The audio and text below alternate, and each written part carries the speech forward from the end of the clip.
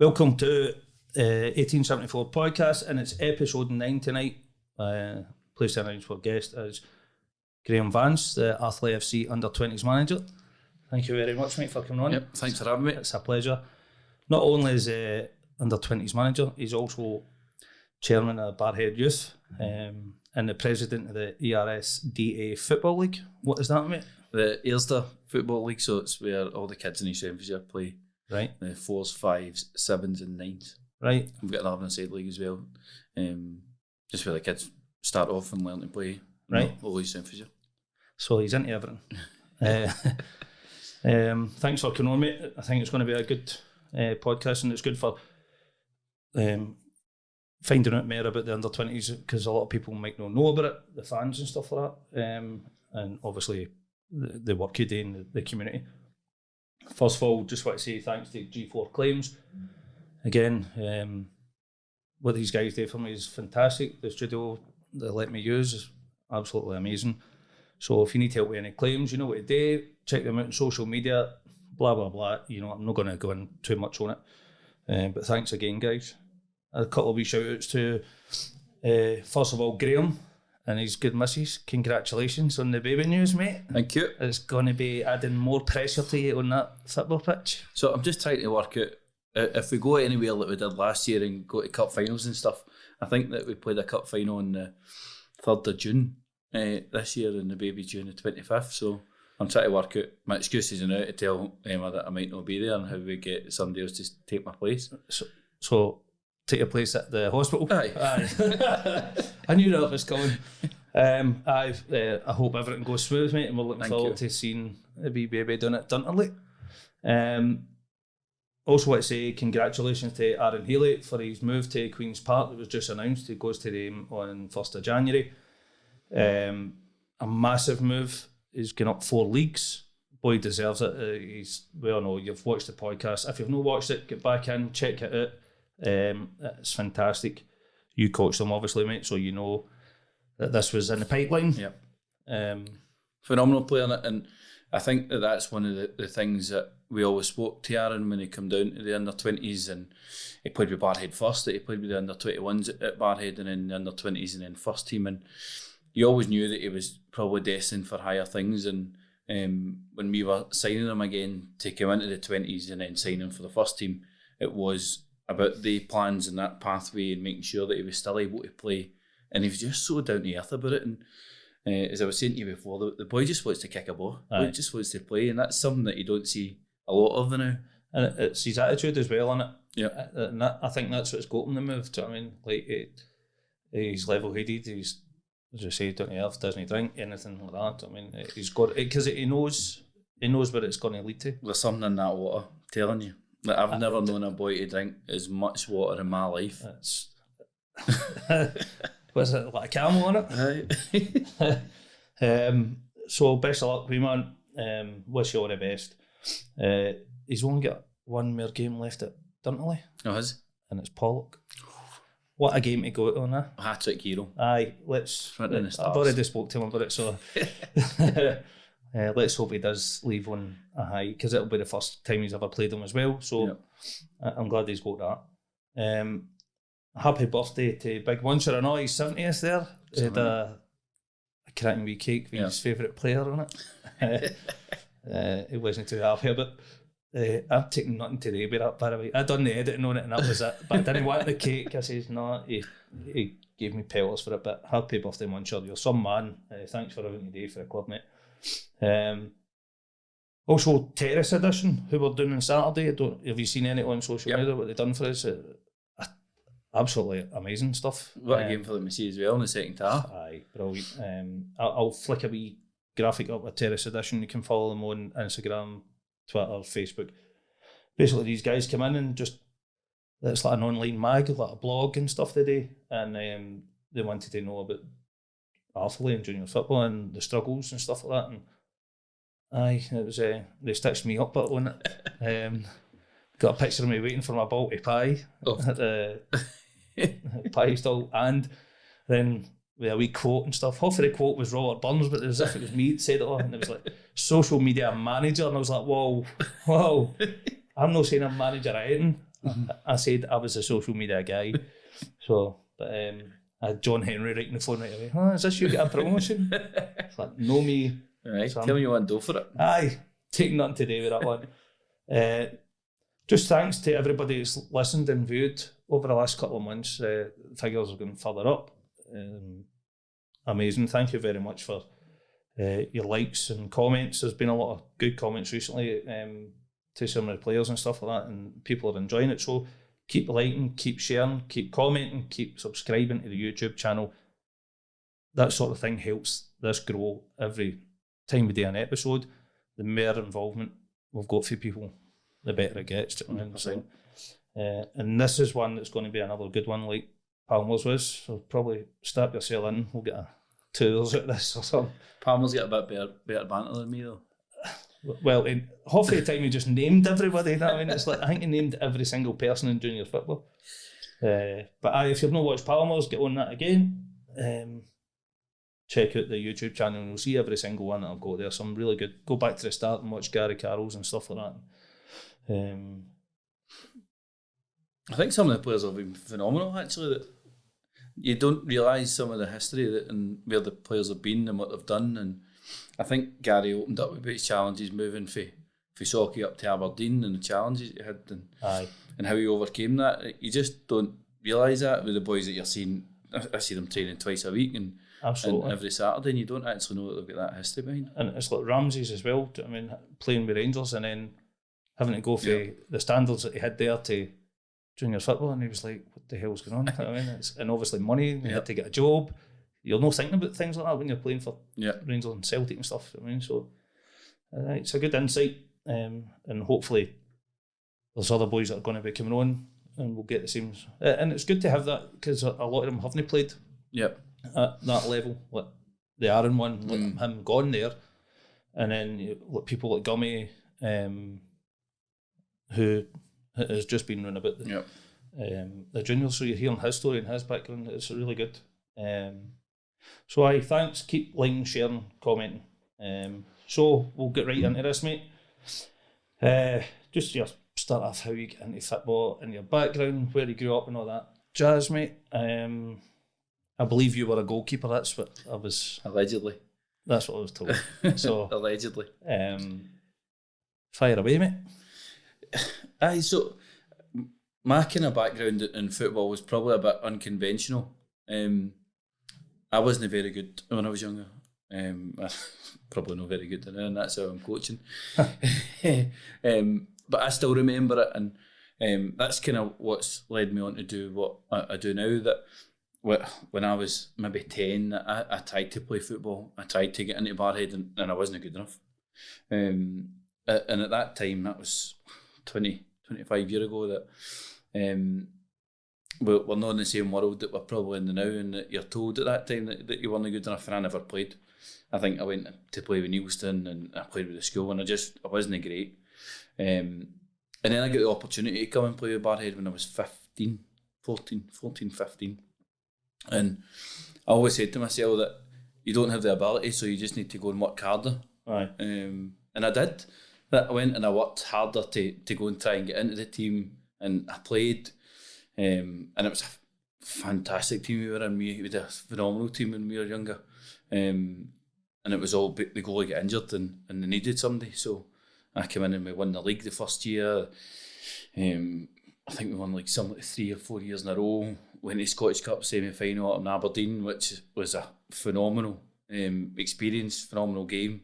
I think I was talking to one of our players and said Andrew Shinney played in that same game. No recollection of that at all. I just know we get pumped, and there was a Rami started after the game, and But for me, being younger, no playing, no being good enough to then come in and playing and winning leagues and stuff, that's what kind of spurred me on to try and be better and to try and do what I do.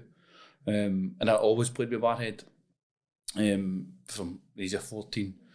And when I was younger, when we were growing up, that's when the first kind of partnership started with Arthurlie. Right. I still remember it. Frank Lynch was the manager at the time, which saw us going down to train with Arthurlie once a week, and it was the old pitch down at the scheme. Right. That Thursday night, I remember it, that we used to meet at Arthurlie, and we used to get made to run down to down this game, and we played football. That's when the likes of Mark McGarvey, Chris Robertson was the other goal at the time. So I must have been about 17 when that happened.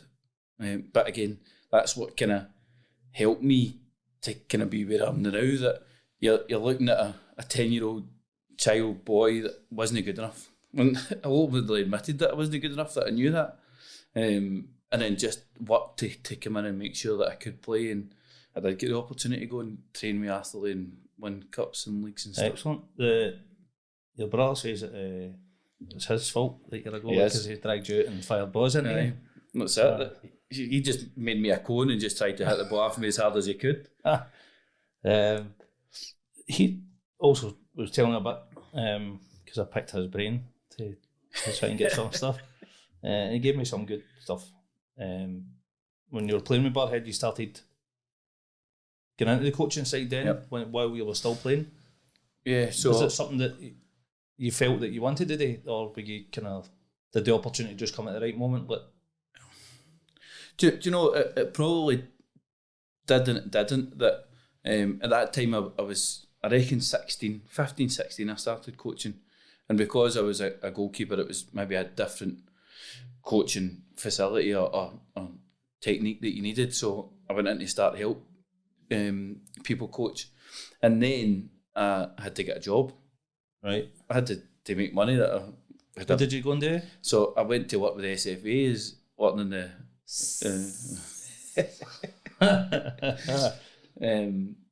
I went to coach, to go and make money. Right.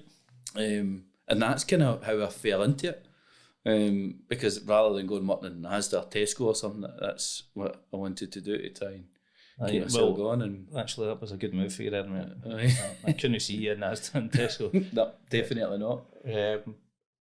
So obviously, coaching something in you, I mean, because you're still doing it to this day. That it's, you can tell that by knowing you now that you're steeped in it.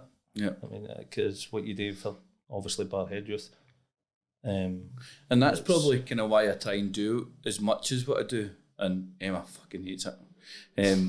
That I don't want to ever tell a 10-year-old boy, girl, player that there's no opportunity for them to play football. Yep. You just never know what's going on in that child's life. Aye. And I think for me, it's important that we try and provide as much facilities as we can for these players to go and play, to go and try and do something. The players might not be great, they might never be great, but I think some of the things that we try and teach them at the club is about respect and discipline and how to make themselves better people. And I think that's one thing that I'm kind of seeing now, that some of the players that I've coached, that you're seeing them, that they're going to work in decent jobs and they've got families and lives and stuff, and you think, I've never ever imagined that would be me. Aye. And that is, since that opportunity happened to me when I was younger, that's why I try and do as much as I can now to make sure that doesn't happen. Giving back in it. It's right. The thing for me is, you're saying that you don't want to say no to these kids. Maybe a bit of escapism for them as well. I mean, you don't know what's going on in their life, and maybe that 2 days a week that they're getting out for that hour, 2 hours. Exactly. It's a breath of fresh air for them. Yep. And who knows what that can spark in the future. And it's getting them in about different people and different things, and maybe teaching them something different. Sometimes it's teaching the parents something different as well, how to control their child. And that I get numerous phone calls from parents telling me about challenges that they've had, challenges that they're facing. And we're there to try and support not just that player but the whole family. Aye. It's sometimes difficult because sometimes you can't please everybody. Right. And we're seeing some of that kind of happening just now, coming out of lockdown and the whole COVID stuff, that it was a terrible time for the kids because they didn't really have any, and then didn't know how to interact with people. Come out of that and everybody went mental. They wanted to train every single night, and volunteers wanted to train every night, and but then more kids came to join, struggled for volunteers, and it's difficult then to try and educate the kids, players, the best way that we can. And we are seeing a few disciplinary issues and things happening now with kids. And it's difficult standing in the middle to try and deal with it. Mm-hmm. I think one of the things that I'm trying to say to a lot of parents and kids now is that nothing that we do, the volunteers do, is personal. It's about trying to educate these kids that this might not be the right place for them, this might not be the right opportunity, and there's other teams out there that can go and do that they can go and play somewhere else. And sometimes people just need a fresh start. And I think that you see in everyday life that how many people leave a job to go somewhere else because they want a different opportunity. Aye. And that's what we try and do. We try and educate these kids too. And it's breaking down that fear of making a change in your life and going and taking a leap of faith and going for a new 100%. job and stuff like that, because 99% of people don't do it. I mean, they cause their own problems by not believing in themselves or not believing they have a future somewhere else. And a lot of people stay stuck in a dead-end job and stuff like that and moan about it constantly rather than going, like, there's opportunities out there.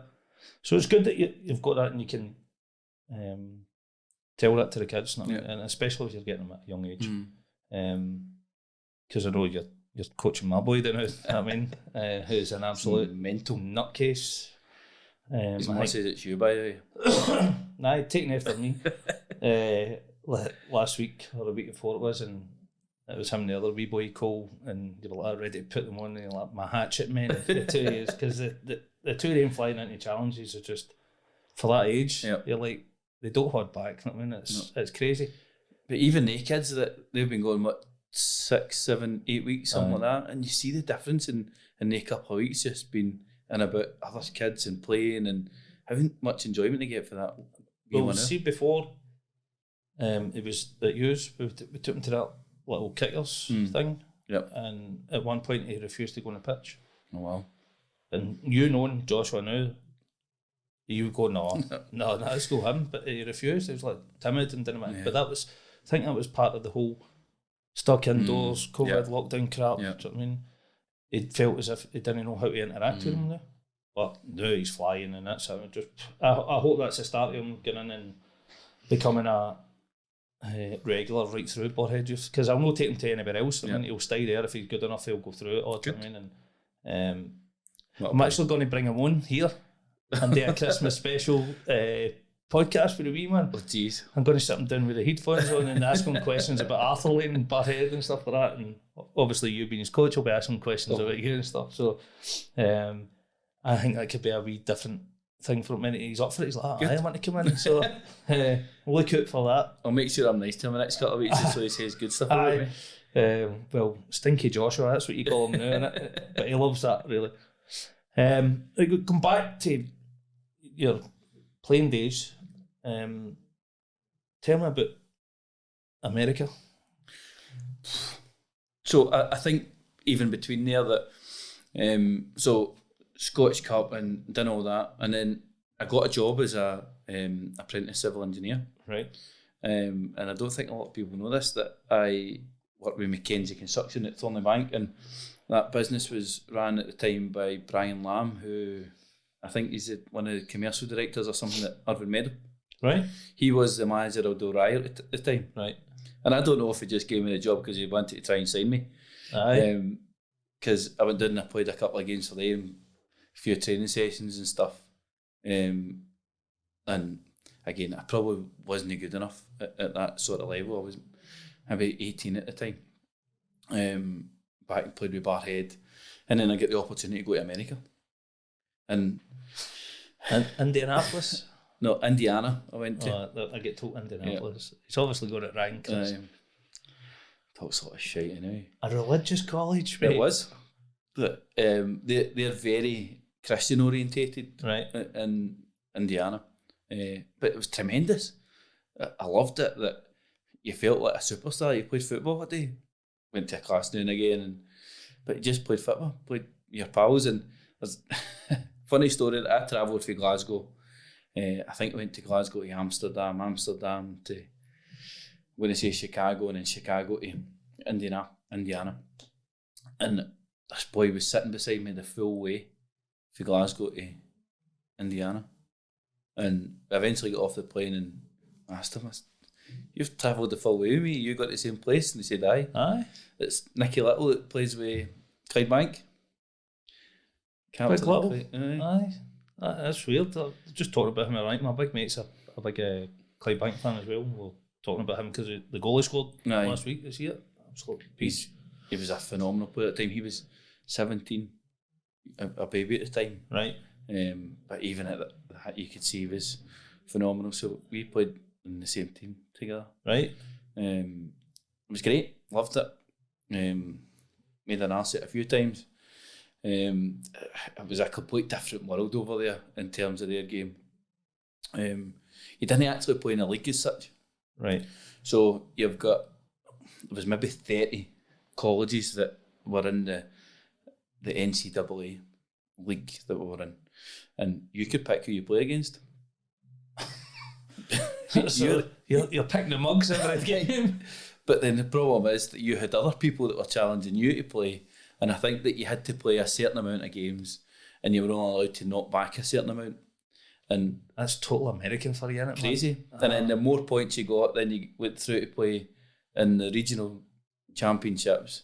And then if you won the regional championships, you went through to the national to play against all the other.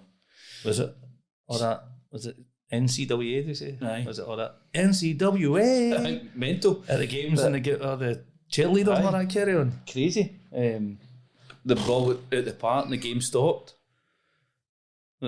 That's it, the game stopped, the timer stopped. So that you could play a game for 3 days. Stop for a Bible class halfway through it. Hours, mental. Start every single game, you had to sing the American national anthem. No games finished in a draw. Was it that mad penalty thing that they ran for the ball? Remember they brought that in the MLS? I would have loved that. Just get too fit to tackle somebody. No game finished in a draw. Penalties? Aye. After every single game. Because they had to have a winner. Because they like that area, didn't they? Because it's overtime in the NFL and all that, and it's like, we must win. Yeah. It's not competitiveness. Yeah. I mean, it's maybe a good thing. Aye. Maybe it's something we should introduce here. So I turned 21 over there. Played almost every single game. And then came to Christmas. And I was really, really homesick. I was really struggling at the time. And we're talking about coming back in January and all that sort of thing. Flights were all sorted. And then we're talking about a schedule for January and for the next 6 months or whatever it was there. And I realised that there was only a set group. I thought, what the fuck's this? What's going on? And it turned out that the NCAA rules is that you can't play games for January to May, January to June, and that you could only train in groups of 4. That the coaches weren't allowed to actually train you as a group. And I thought, fuck this. It's mental, crazy. That sounds like a right out of Hampden. Aye. And coaches were arranging special classes and stuff so that everybody could go to the gym to play football together. And I thought, no, this isn't for me. And that's when I moved back. That's really strange. But it's one of the things that doesn't surprise me with Americans, mate. I mean, because it's bonkers, isn't it, when it comes to sport? Crazy. But some of the rules and stuff, because we stayed in a dormitory, had your own room and things, but if you had a bird in the room, that you had to have the door open and bare feet on the floor, or that kind of sort of thing, and you had these hall monitors going in and crazy. Grasses. But I suppose if it's a religious one, then it's got to be that. So you roped into doing all the Bible class and Sunday school or that? No chance at all. So was it optional? Aye. That's all right then. Yeah. I remember one game, we get beat. I think we get beat 1-0 and the referee made an arse of it. And I went ballistic after the game, chased after the referee and stuff. It's not like him, is it? And after the game, the coach shouted me into his office and he said that the sporting director, because they've got these different directors that look after all the sports, he was the basketball coach, everybody hated him, frightened him, and said, right, you're suspended for the next game. He suspended you rather than the league or whatever. I thought, no, that's not happening. And I eventually had to go in, speak to him in a massive big office, big chair, and I had to explain how our culture is different to theirs and that it's not about challenging the referees, trying to get him to understand. I talked a lot of shite. Eventually, he said, right, fine, that's your one and only chance. And it was fucking horrendous in the next game. The game I should have been suspended for. I think we could beat 3-0. That was horrendous. So that was God telling you something. That's for your sins. But it was an unbelievable experience, and I think for me, I look at it that I was a 10-year-old boy that wasn't good enough, wasn't able to play, was told I wasn't good enough, knew it myself I wasn't good enough, and to get the opportunity to get... Would you recommend it to any of the youngsters? 100%. Aye. Yeah, I think I wish I'd done a bit more studying about where to go, the right place to go, the right sort of people to go with. Choosing the right place. Aye, and have a lot more guidance. That I think there's a lot more people out here now that's doing that, that's trying to get kids over to America and play. It costs a bit of money, but I think it's well in it. It's not cheap. But I think it depends on your grades. How good your grades are is how good the sponsorship we get to go over. Right. Because I think ultimately I only had to pay flights. Right. Because the colleges are ranked. So the better colleges you go to, the better grades that you have to get a better sponsorship. You need to have top notch. Yeah. I suppose it's shown in the veins that it's not a case of you're going out here for a holiday. Aye. But I know people that played in my team that are still in America, that are married with an American lassie and things like that. And no regrets? No. Happily married now. Well, I'll tell you, in 9 months' time we'll ask you that question again. The sleepless nights.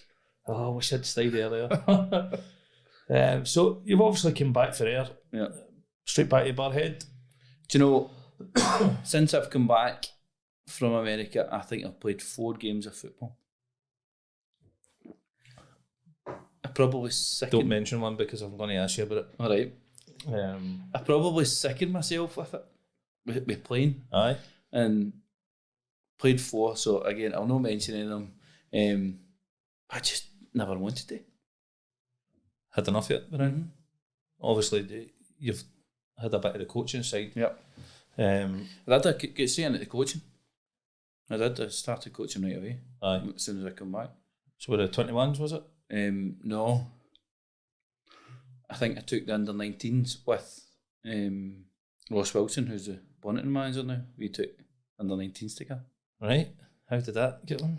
Great. Fine. Great working relationship. Aye, me and Ross were really good friends at school. He actually played in the same team at Barhead as me.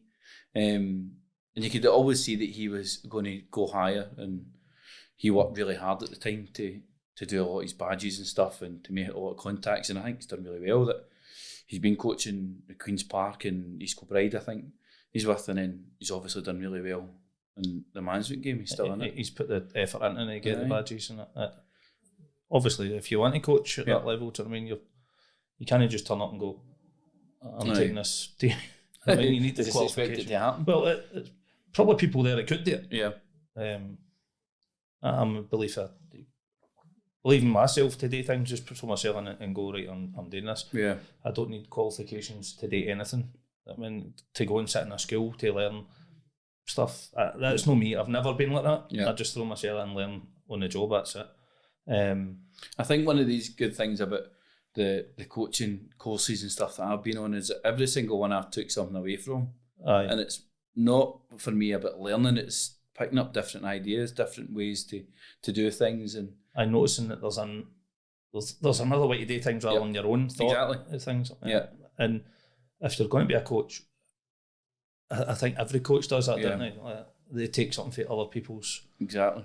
Well, you see like Pep just now taking for everybody that he's worked under, do you know what I mean? And you can see why he's a top coach, because he's been there with the best, hasn't he? So, and I think some of these people, and I think that's what Ross was really good at the time, that he noticed things that other teams were doing and how to combat it. Aye. And you could see that for a young age. I mean, we were obviously only 21 at the time. And you could see that even at that kind of level and that time that Ross was going to go, places going to go higher, and I think that he took his first job at Kello and he did really, really well. Right. I think he built a team for nothing, and I don't think they were close to the bottom of the bottom league, and then he won the league and got them promoted and stuff, and he done really well there, and he's obviously still managing at quite a high level now as well, which is good. So what I had here was you went into 21s and it was with your brother, was it? So, and you managed to talk a Hall of Famer for Rangers, hadn't you? So, yeah. So that under-19s team that we took it, me and Ross, and then year after that, me and Chris went to take the under-21s, the same players. And Davy Provan came in to help us. Davy helped us a wee bit with the under-19s. How was he? Tremendous. Aye, good guy. Yeah. You could tell that he was in the early onset of dementia and things. Right. Right at the very start, but as soon as he went that foot pitch, he was phenomenal. Aye. Unbelievable, some of the things that he did. Sometimes he didn't remember your name after it. Aye. I remember some of the games that we went to, we used to meet at the old sports centre. Right. All the players there, and he used to go and get a paper and he'd disappear. Like, where the fuck is he now? And then he is sitting in Greg's having a sausage roll, and what are you doing? Oh, I forgot. Maybe using it as an excuse. We used to get the rumours after the game, and again, lose him. Didn't know where he was. Phoned his boy. No, it's not him. He's sitting in Alpino having a fish supper. Just next door. Aye. Mental. But as soon as he went on that pitch, you could just tell he's been there, done it. Aye. Knows people, knows things. It's great for people like yourself to get that. Yep. At that age, and having the help of somebody, as you say, it's been there and done it. It's priceless, really. And the other thing with Davy, that everybody knew him. Aye. I remember we went down to play at Greenock, and we never saw him at the game at all, because he used to work down there with as a development officer, and every single coach down there knew him and spoke to him through the whole game. Never even looked at it. Aye, so he's too busy talking to everybody around about committees and all that. Mental. So the under-19s, you won the Scottish Cup with? Or you were in the Scottish? No, so that was after. So aye. We took the under-21s, and then after under-21s, I get the opportunity to go and coach with Chris Wilson, who's the Rye manager just now. Right. And I went and coached with him, and that's the year we won the Scottish Cup. Right. Did you have any players there with you that were playing with us? Was that the one with Gummy? Yep. Aye, I thought it was, because was it a Lady Darling that he's played in as well? Because I know he won that. Yep. Yeah. And I was just wondering if that was the same squad. Same squad, exactly same squad. And I think that's one of the things that Chris Wilson did really well, is that he had built a strong unit, and I think that's what he's doing down where he is now. That group that he coached was phenomenal. That group of players was unbelievable, and it'll probably never be matched again. Right. In terms of boys club football, because it's all players that could have played at a higher level, like Gummy, that could have progressed to go and play pro youth, and they didn't, and they all stuck together. Maybe to their detriment, but they were just so good together. Aye. So that first year after under-21s, I got the chance to go and coach there, under-19s, and we won the Scottish Cup. Phenomenal experience. Aye. Phenomenal. Just that whole group, the whole day. The Scottish is always the one, isn't it? Aye. No matter what level you're at, if you're playing in that, you want to win that, don't you? Yeah. And I loved it, because at that time, I was just a coach. That Chris used to say, right, Vance, you're doing this.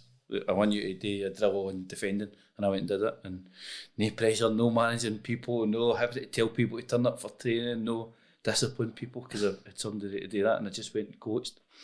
Still remember he slaughtered me the day of the cup final. I think it had no surprise, but Gummy got injured. We were playing the Scottish Cup final, and we trained, I think, the day before it at the Cown. Right. And we wanted to do set pieces and all that kind of sort of thing. So I left that to Chris, and I did warm up. I thought, fuck it, I went and played British Bulldogs and we were jumping about the place, pissed the rain, and I think Gummy jumped into a tackle and got injured. I get slaughtered. But it was just about getting the boys and taking a bit of pressure off them. Aye, something different. Getting mind off it because it being a big game and stuff. And the whole Scottish Cup thing, that it was ran so badly. Aye. I think it's changed now, but we're playing in Excelsior Stadium, Airdrie Stadium, and we couldn't get into the dressing rooms until half an hour before the game. Because they only had 2 dressing rooms. There was a cup final on at the same time. They went to penalties. So eventually we talked them into letting us get in and get changed. So that then when the penalties are done, we could go in and warm up.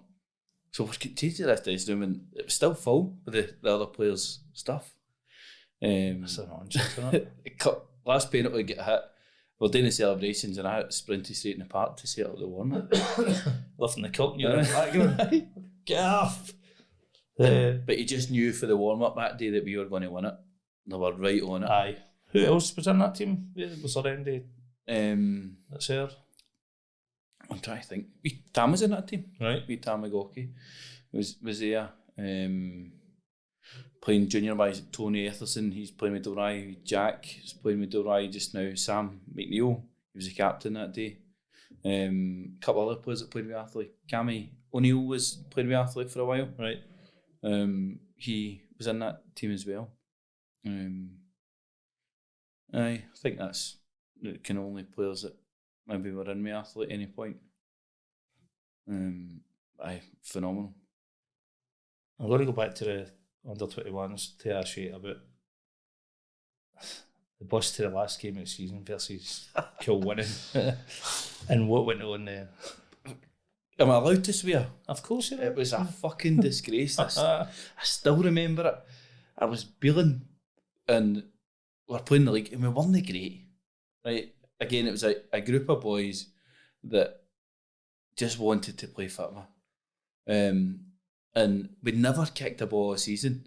And we actually played Neilston in a cup tie. I think it was a cup tie. And we hadn't won a game, and this was maybe January.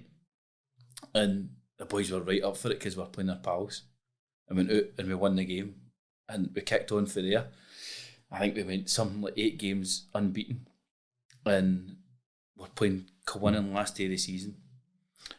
That's somebody, I think it was Lostfield maybe, that were the bottom league. They were relegated already. And if we beat Kilwinning, we stayed up. Right. But Kilwinning had another game to go. So I think if Kilwinning were maybe playing the team that won the league. So they had 2 games to go, we had 1. And I felt if we had beat Kilwinning, that was us done. We're safe. Aye. And it ran a bus to it and it was mental. Crazy. Brian Turner was on the bus. He came on the bus with something like 20 cans, a slab of lager, bottles of Buckfast, everything. Stirrup was on it as well, I remember. And it was crazy. And we won the game. Right. Won it. I think 3-1, 3-0, maybe. Beat them.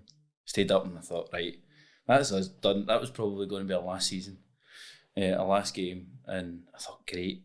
And then the team that Kilwinning were supposed to play, team that won the league, gave them the points. No danger. No danger. I was fucking raging. That's brutal. Yeah. But the whole bus journey was unbelievable. Busting the way back up the road. Chaos. Mental. Aye. Crazy. That's after going and doing that, and it's just like, right. Isn't it? It's horrible. Robert Burns actually started a campaign about it. Aye. He tried to speak to people to get it sorted, but that's what it is. You can't really do it, can you? If they want to forfeit it, that's. I think that rule's actually changed now, that you can't do that for a meaning cup game or league game. Right. It's because I know Stephen had done it last season with amateurs, wasn't it? He was going for that unbeaten. And then he lost it and he was like, the last game, nah, no chance. I think it was Dunoon or something anyway. He was like, take that out. So you were mentioning Chris Wilson. Yep. I heard there was a bit of a rocky relationship every 3 weeks one was chucked it, and then next week you were back kissing and cuddling, making up. There was I think one of the things that I'd say about Chris is that I learned so much from him. When I first started coaching, I know you look at me now and you go, he's a fucking idiot, but I was crazy at arguing with referees and just mental, no concentrating. And do you know, probably didn't deserve to be a manager. Didn't really know what I was doing. Had a bit of coaching experience and tried to coach, tried to learn, and I think that's what some of the players said. It's probably the best coaching training sessions that they've ever been at, and the games were a complete total opposite. And they were right. And then that's when I took the opportunity to go and coach with Chris, and I probably learned so much from him because he's been there, he's done it, he's played at the highest level. But learning about managing people, managing different things, managing the game better. But we were very chalk and cheese. Aye. And that's how I think we worked so well. Because I would stand up to him, I would tell him what my feelings were. Aye. Sometimes I liked it, sometimes I didn't. But we worked so well together because of that. But it's an honesty thing, isn't it? You're seeing something and you're believing it and saying this is what I think, rather than sitting in the background and going, okay, I'll take on board everything you say and I'll agree with you. Yeah. And you need that at the side of you. Aye. Keep you on your toes, innit? It's like, if you've got one guy there just calling the shots, what's the point of having other coaches? Yeah. I mean, it makes no sense. But with yourself, and I could just imagine you calling him out on everything. What do you mean? I mean, my problem is that I probably didn't do it the right way sometimes. That sometimes I would let my feelings known when I shouldn't. Aye. Side of the pitch and in dressing rooms and stuff, and I was wrong. I was learning, inexperienced.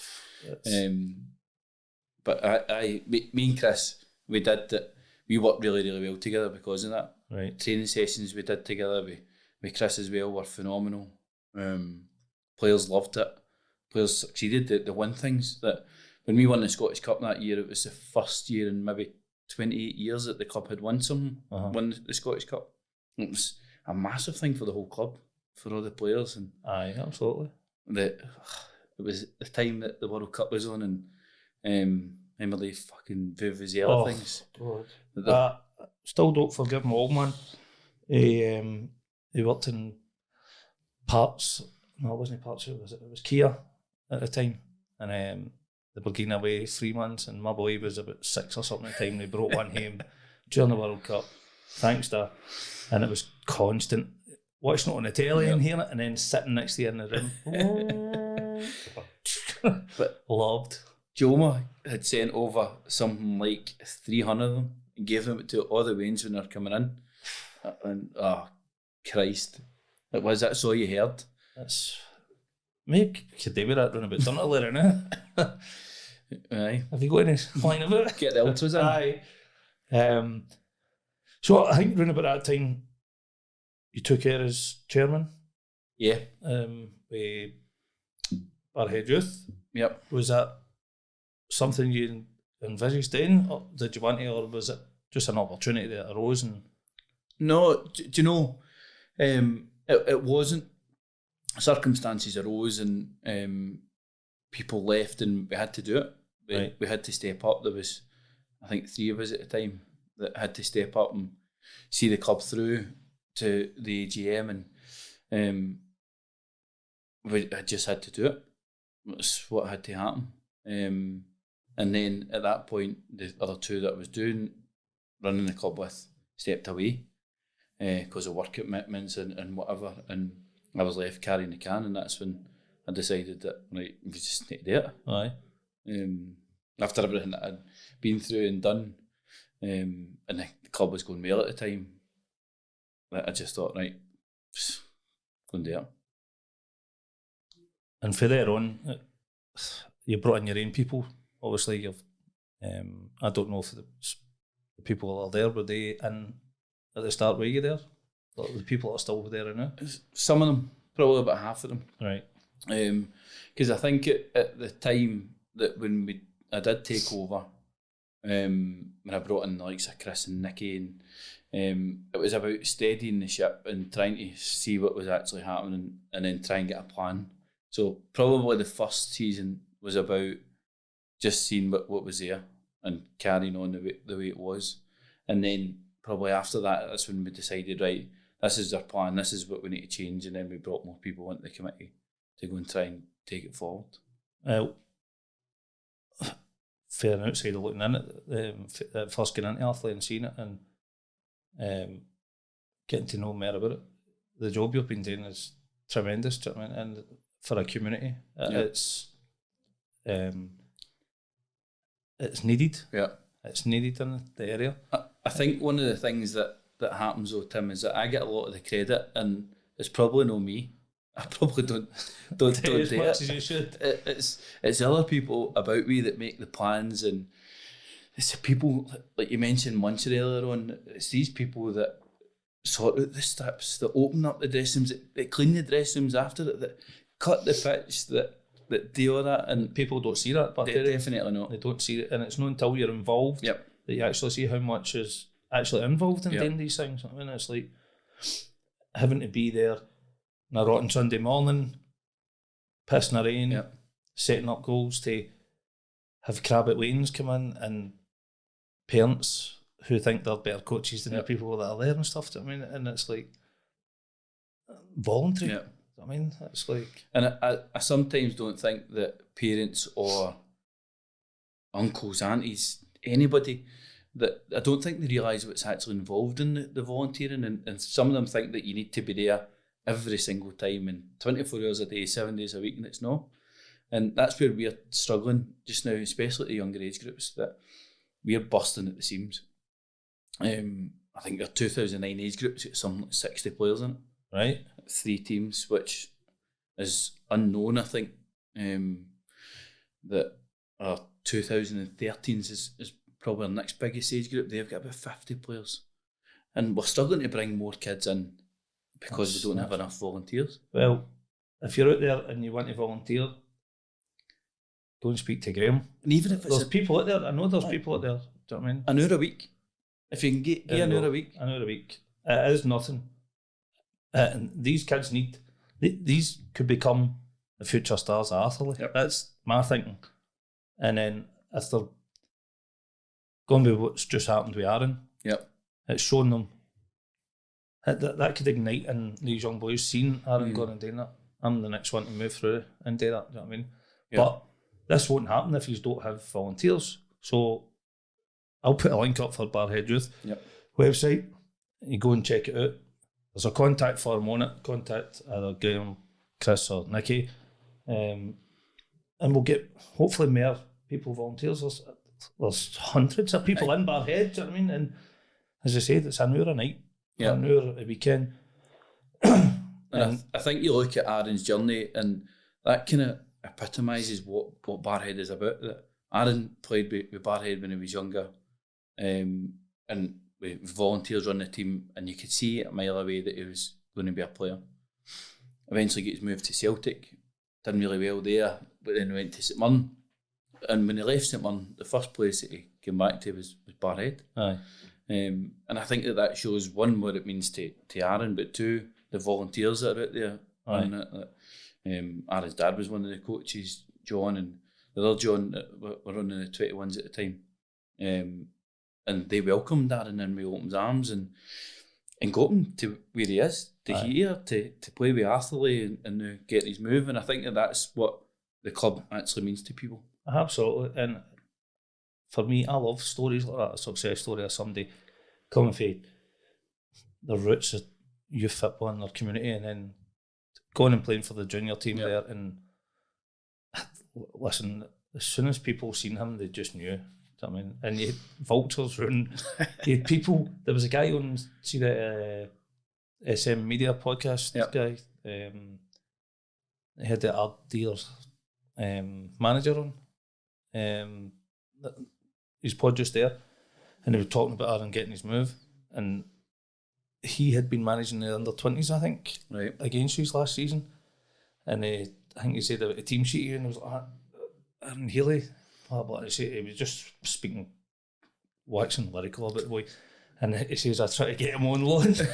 It's like, no, he's not sitting on the bench. Yeah. No, he's. But I'd said that to Aaron last night, and he was laughing about it. But then it was like he came on at the start of the season as a sub with Irvin Vicks. Yep.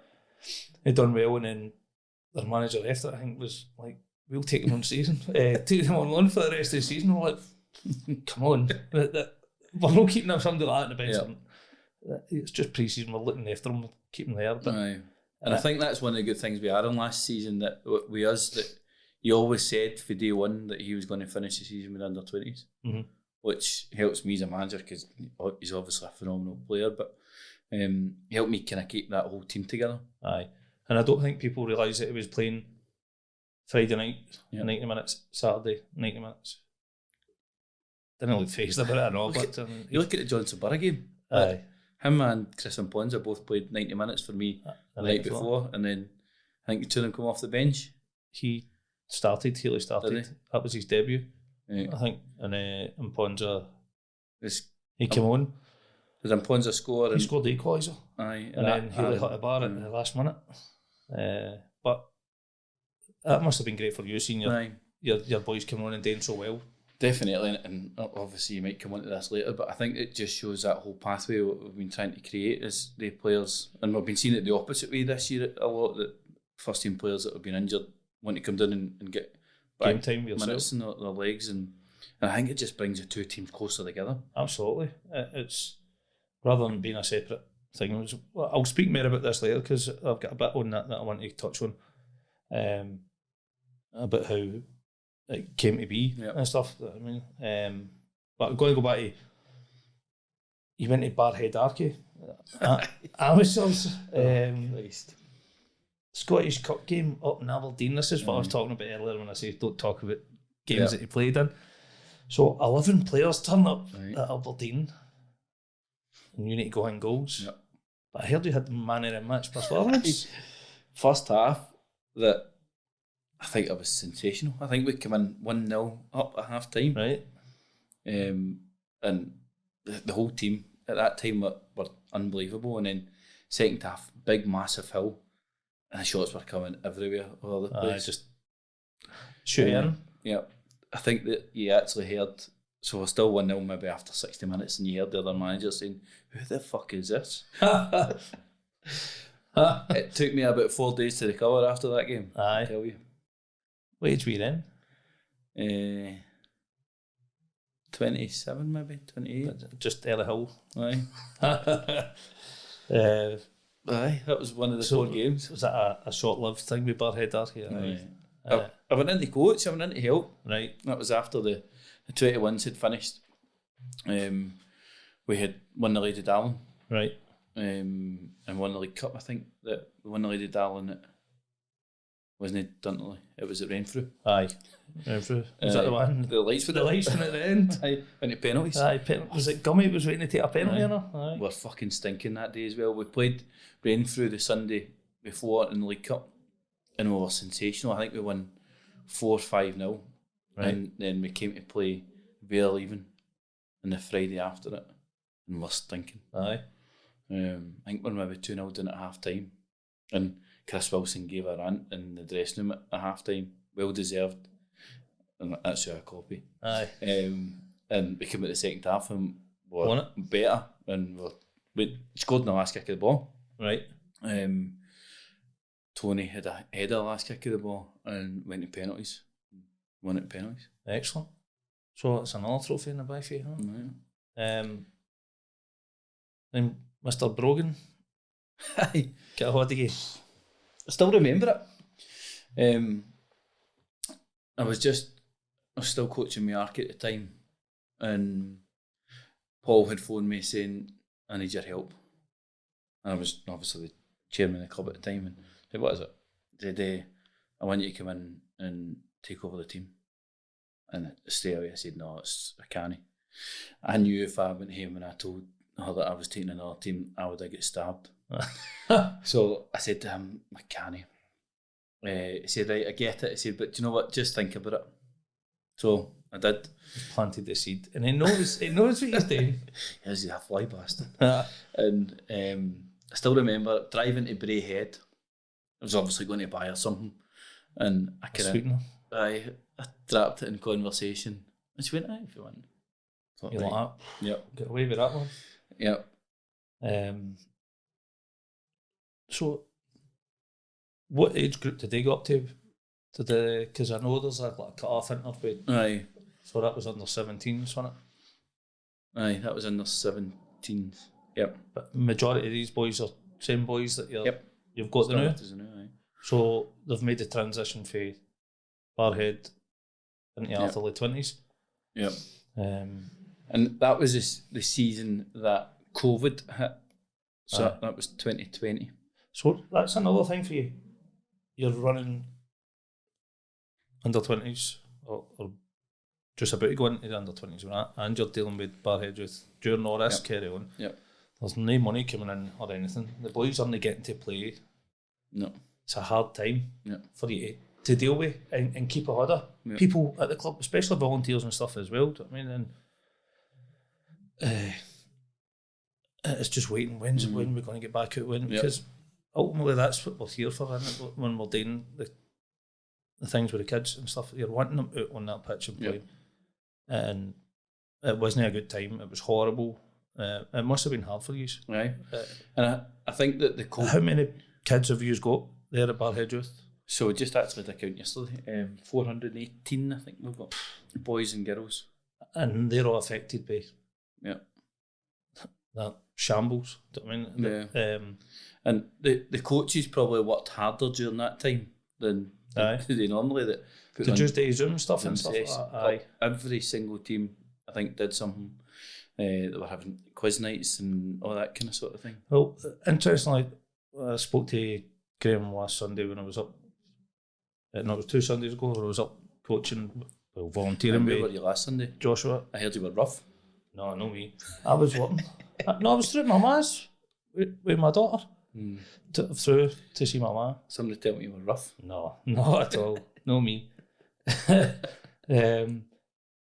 And he told me something that he does this wee warm-up thing with the kids, right? So you shout out number 1, number 2, number 3, and the kids need to do a certain thing. So it's like number 4, a Superman thing. And he says he does this with every single team.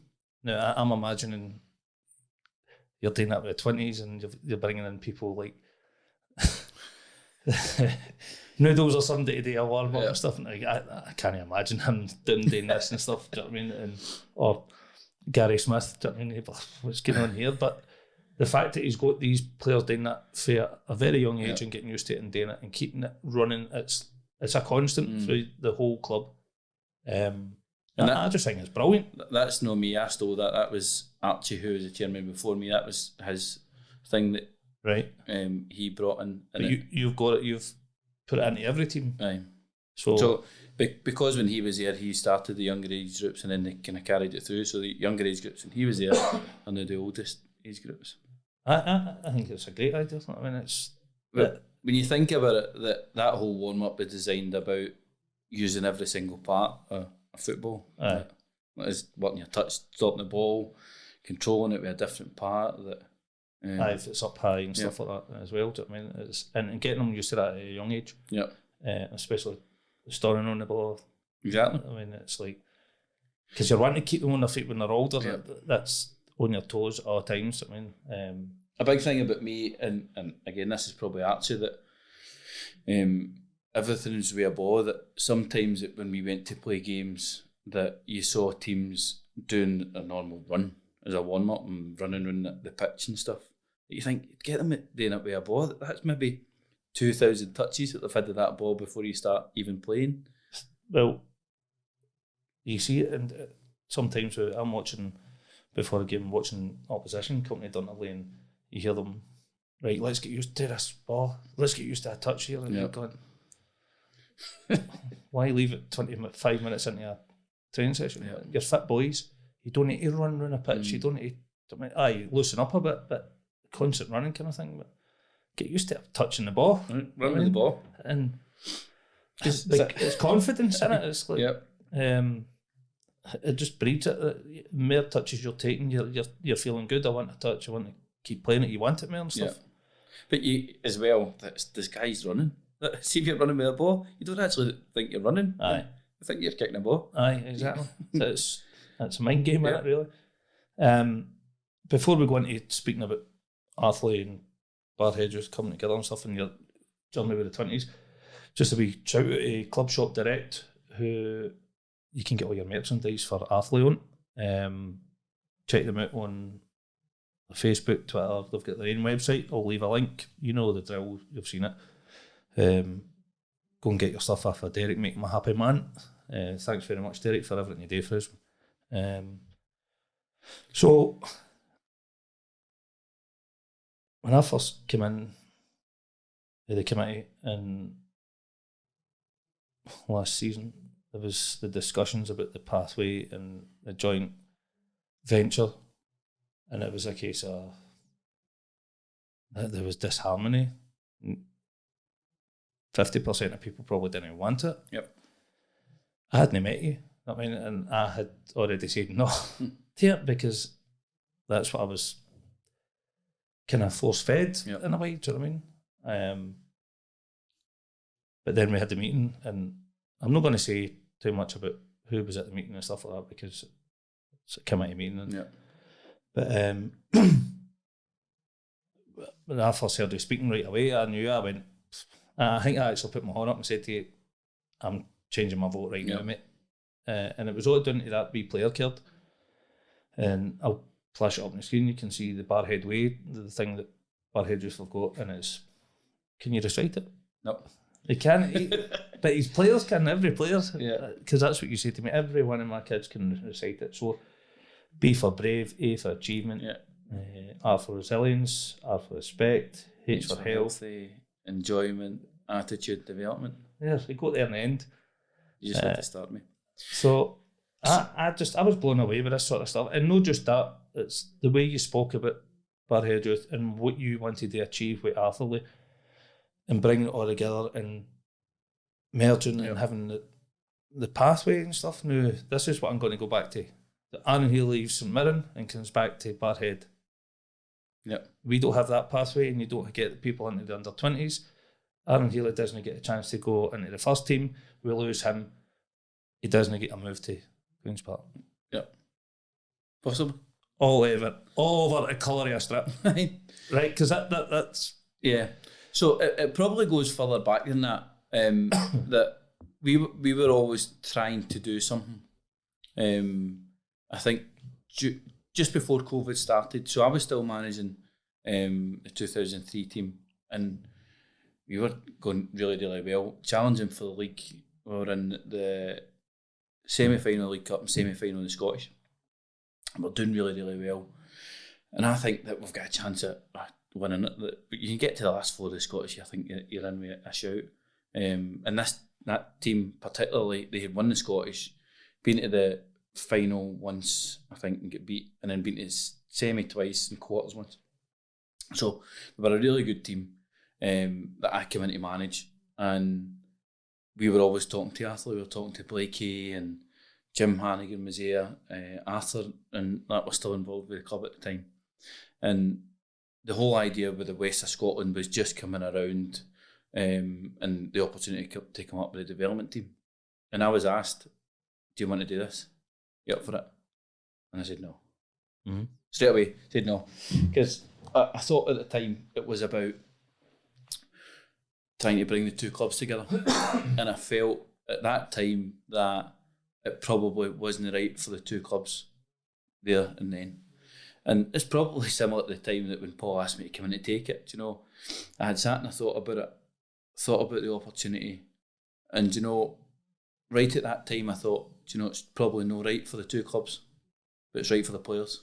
Mm. And the players had to do it. We had to do it for the players. We had to go and try something different. Aye. We had to take a step to do it, and we did.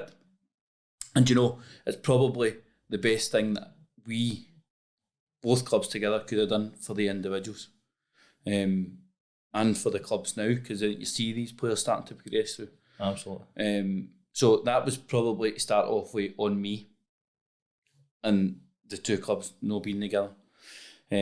But I remember a wee back years ago when I was playing, the two clubs tried to merge and come together and it didn't work. And there was some sort of partnership, but Yep. I think it was what they're saying now, virtue signalling kind of thing, innit? It's like, put the badge on the front of Arthurlie and that's it.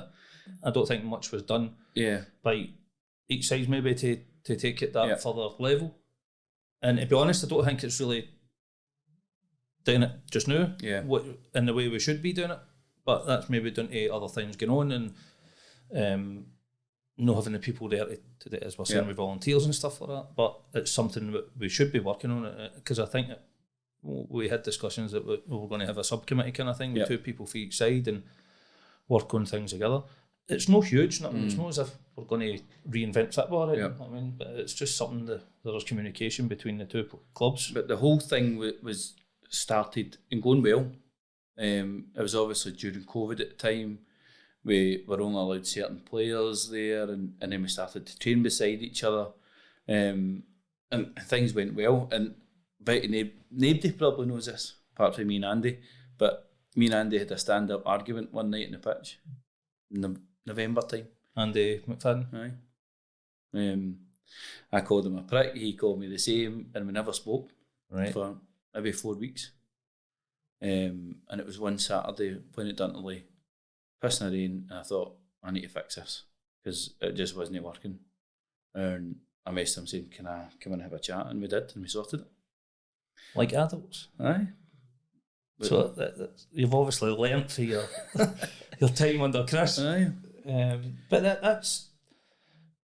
You've obviously had something in you, but you knew, I need to sort this because this is what we need to do, and we need to push this forward and do the right thing. And you can't fall out with the first team manager and be development. To be fair to Andy did try a couple of times and he was told quickly where to go. Aye. And that was me being petulant and immature. Or has somebody called you bullish one night? Yes. At that same meeting. Aye. I've just wrote it down here. Do you think people have the wrong impression of you, bullish? You have ulterior motives, getting your teeth into Arthurlie. I think people thought you were going to go in and then change it into Barhead Youth, like take over, and there's no such thing as Arthurlie anymore, right? And it's just like, what planet are you on? Fucking mental. Because it's a preconceived image of you. Like, this is how, because you can be outspoken and honest and upfront and no hide your feelings, you're getting called bullish. But at the same time, that same person is being bullish to you in the same manner. So it was just this. You know what I mean? And I think that I probably defended myself well in that meeting, because didn't hold in back. I said exactly what I felt. And well, you were there standing in front of 12 people, and you were having to put a case, of course. Yeah. Where you thought when you were in there, you were fighting a losing battle, probably. Do you know what I mean? And listen, Tim, the reason that I'm doing everything that I'm doing isn't for me. That I've kind of fell into these roles that I'm doing. But I just think back to me when I was back there starting to try and play football, and I wasn't given that chance. Aye. What happens if I never get that second chance to play? Where would I have been? What would it turned out like? Aye. I wouldn't get the opportunities that I did. I wouldn't have went to America to go and play. I wouldn't have saw something different in the world. Aye. And I think a lot of people were blind to the whole... They hadn't heard your input of what was what. I certainly didn't. But I said to you, after a couple of seconds, I knew. I was like, nah, we should be all behind this. I mean, and there's got to be... And I'm glad we did, because it's moved on different levels and stuff like that. There's one of the pictures that I think you took of when Aaron Healy scored, and there's 3 floor Barhead players. They're looking up to him, and it's just like... With the Barhead strips on, and you just think, that's exactly what we're trying to create. They're looking at him like, that's my hero there. Do you know what I mean? I want to be like him, I want to go out and do that. Exactly. And look what's happening. Do you know what I mean? It's like, you couldn't have captured it any better that day. But as I say, people have got their views, and you can't change people at times. No. I mean, no matter what you say, it's going to cause it's going to cause trouble. Yep. But I think now it's it's worked. It is. It's working. It will get better. Yep. I see the work that you put in with the 20s, and obviously when you were doing that analysis stuff and all that as well. Do you know what I mean? And you're trying new things. You're trying to be that extra 1% extra every day. Try and be that better person. You can see it for your Facebook stuff that you post as well. It's all positivity. Do you know what I mean? And that must rub off, especially on your players and your coaches and stuff like that around about you. Do you know what I mean? And it certainly rubs off on myself. Do you know what I mean? Wanting to be better and be different for Arthurlie. Do you know what I mean? As I say to the players, that if you can go and try and work and bring in your attitude, the football ability will show. And I think that's what we try and bring to even these young kids now, that just go and work it in that you want to do. Aye. There's obviously a big thing now about winners and losers, and these kids that you're not allowed to tell them they're not good enough and stuff like that. And do you know, it boils my piss. I fucking hate it. That see if a child or a player isn't doing well, that there's no point of giving them praise and not letting them develop and not knowing that they're not doing something right. So I'm not all about that winners and not winners and losers. That you need the winners and losers. It's every walk of life. Do you know? No, it reminds me. I see these people that go on X Factor and they can't sing, right? And they're tone deaf, and you go, "Yeah, it's really good." Who's telling them to go on there? Do you know what I mean? And go, "Oh, it was really excellent." I mean, what is that? What are we teaching kids? But then, all right, you can be whatever you want to be. Aye, but you need to have some sort of skill set or commitment to that thing. I mean, you can't just turn up and expect, I want a winner's medal. Because I'm here. And I don't think it's about criticising people, and I hate the word criticise. I think it's just such a negative word. It's about providing feedback to somebody that can go and get better at and improve. And if we do that to kids that are trying to learn to play football, I think a lot of people have got the wrong impression of winners and losers, and that if you're a loser, that's it, nobody's interested in you. But it's about how do you improve to get to where you need to be. Manage and coach. That should tell you everything you need to know. Manage somebody and coach somebody. They're not going there just to be told, "Oh, unlucky, try come again next week and we'll go through the same crap," even though you're not pulling it right. That's one of the challenges that we have got just now. Because some of our age groups are so big, and a lot of other boys clubs out there or youth clubs will have this, because they're so big that they've got different arrays of talent and players. There'll be players there that just want to go and kick a ball. Aye. There'll be players there that want to go and play and go and progress into a professional football player. How can you give the two the same training? How can you give the two the same feedback? And that's a challenge that it's probably a skill. Right. And then you probably get the ones in the middle that the kids maybe are there just to go and play and to enjoy it with their pals, but the mums and dads want them to go and be a professional football player and are pushing them to do that. They're living out their parents' dream. So it's a big challenge, and I don't think a lot of people actually know what goes on at youth football level. You could probably do a full podcast on it yourself, mate. I mean, one thing I got for you right away was you could tell your ambition for the community and the club. You know what I mean? And it's all about that about you. And I feel, well, somebody said on what page was it? No, it wasn't Facebook. It was Nugent 4-0 website. Somebody actually said that you were probably one of the most important people at the club at the moment. It's a bold statement.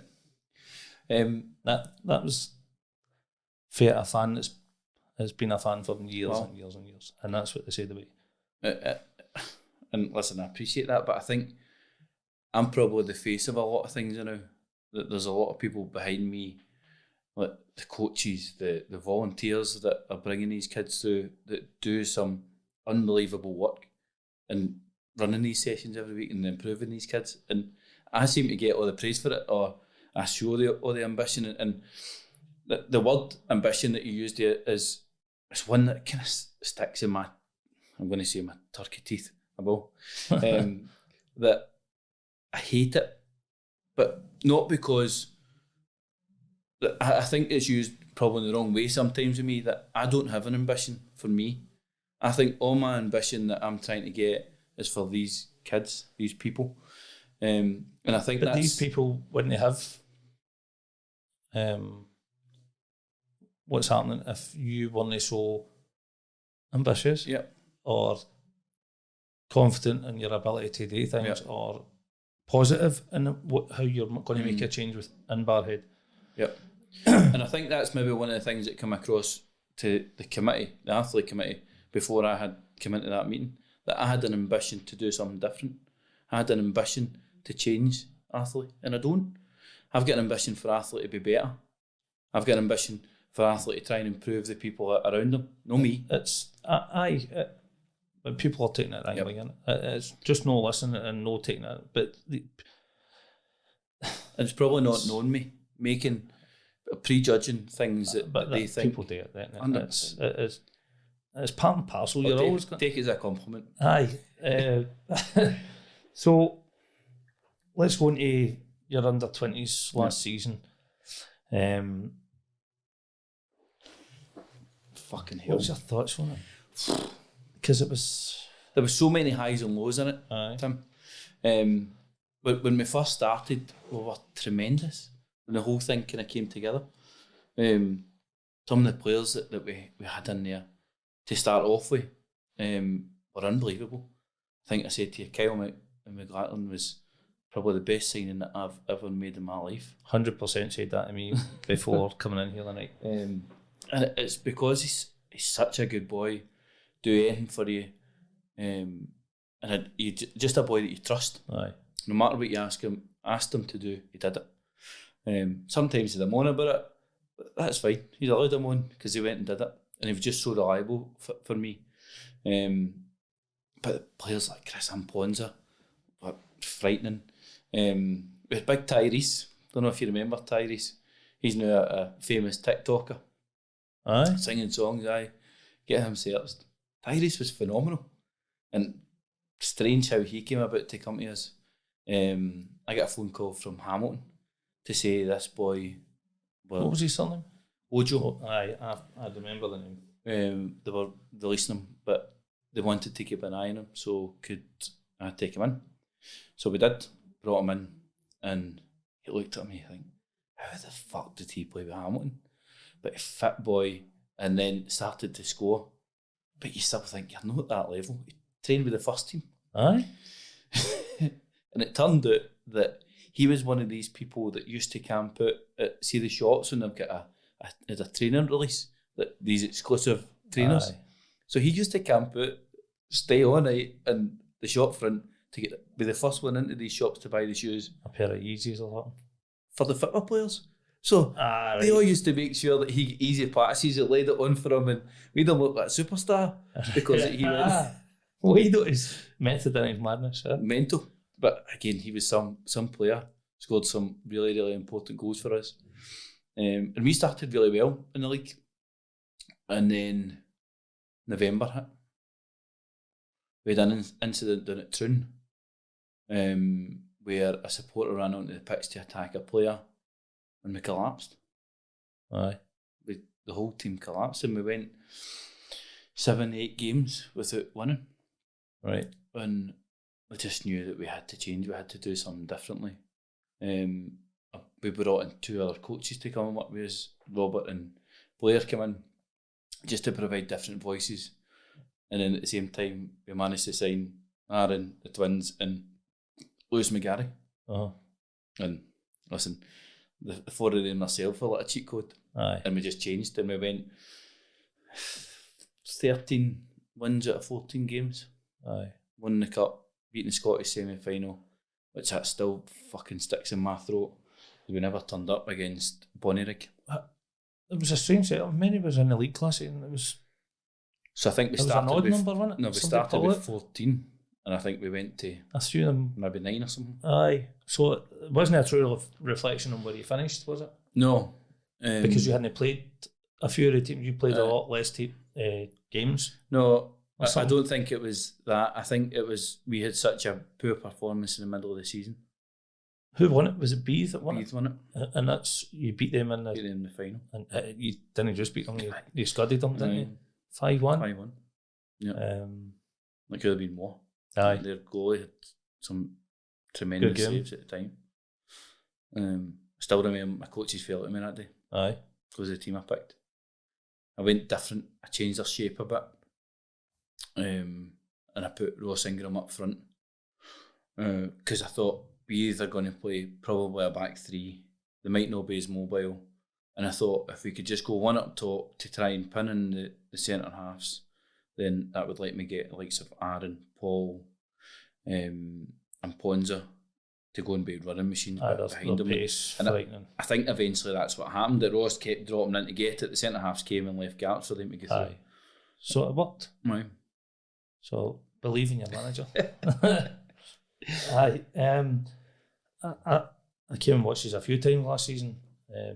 Always raining up at Cowan Park, freezing cold, and I thought, why am I doing this on a Friday night? Yeah. But it was a good insight to see. Obviously, you're always looking for the players that are coming through and stuff. And obviously, the first time I came up, and it was the night, you need to come and see this boy. And I think he scored within 2 minutes or something. And you all know who I'm talking about, don't need to say. But he just went, and I think it was Jer or something. I turned around and I went, sign him. Yep. And then you see him Ponza and hitting balls for so many goals he scored. You're just like, it's crazy. Yeah. And such a nice boy as well, do you know what I mean? Yep. One of the big things that we had with him last season, especially that front four, because they were so used to playing with each other, is that they used to go and change it themselves.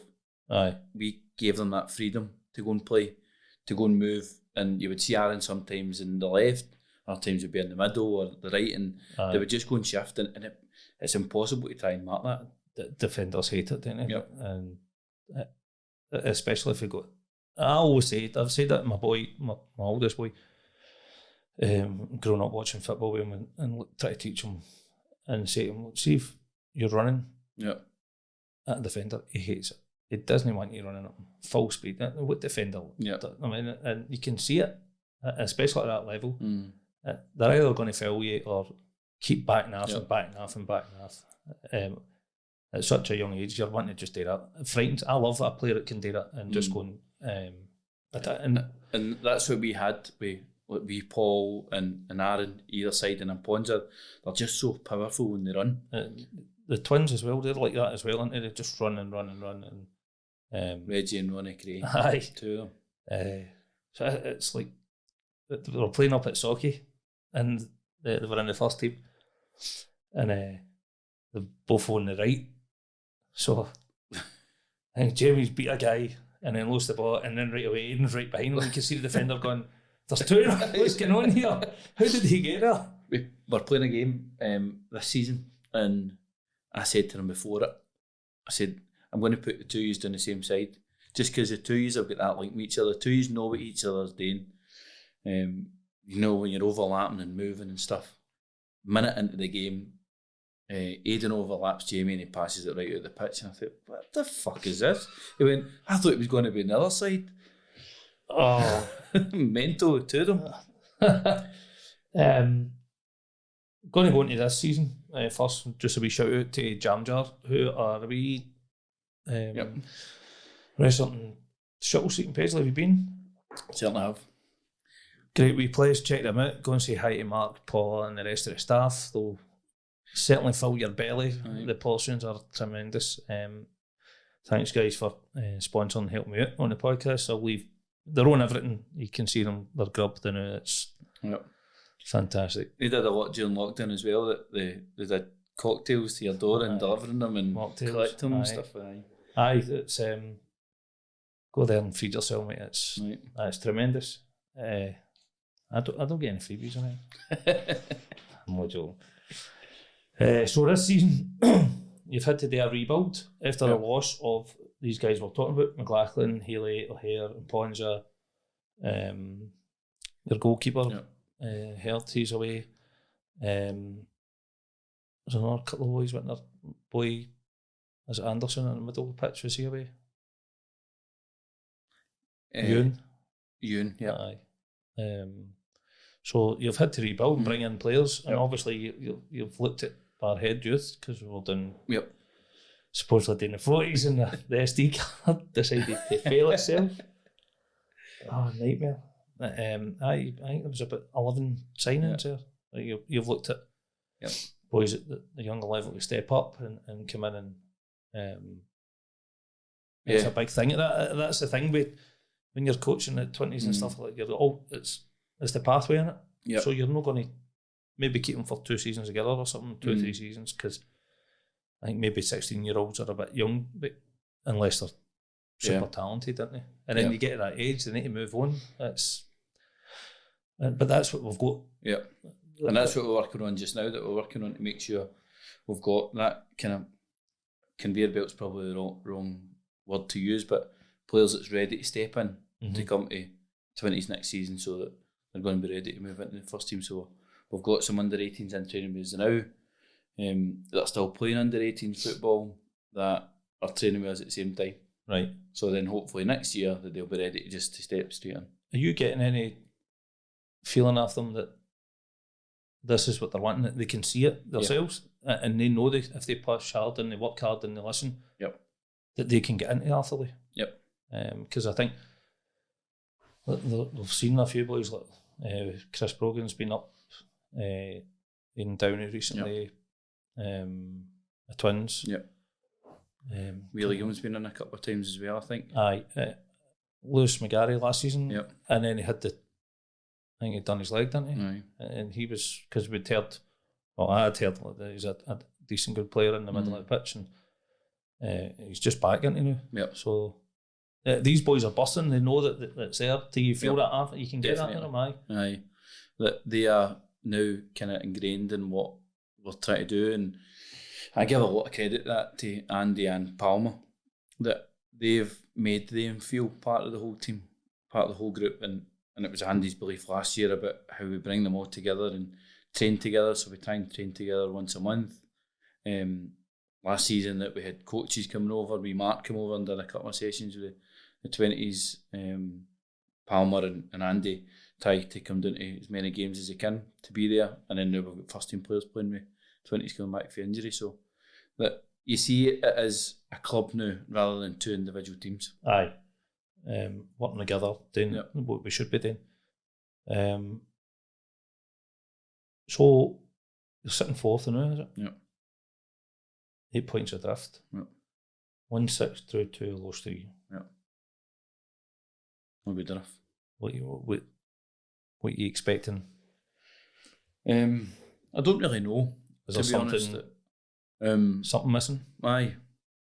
I think that we started the season again really strongly and we weren't conceding goals, and that was what was kind of getting us through, because I always said to the players, if you don't concede, you're always guaranteed to score, and we have. I think we scored in every single game, and then we started to concede goals. Injuries crept in, mistakes started to happen, and when we started to concede, it's harder to score. And I think we've saw over the last couple of weeks that we've been getting beat by teams that just want it more.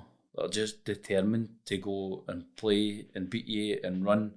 Don't get me wrong, there's been some phenomenal goals. I don't know if you saw the goal the Darvel boy scored last week. Aye, it's good that.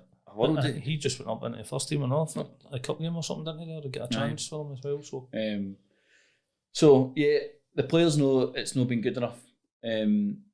But it's about how we pick ourselves up and how we get back in about it and not feel sorry for yourself. Absolutely. And your last week there,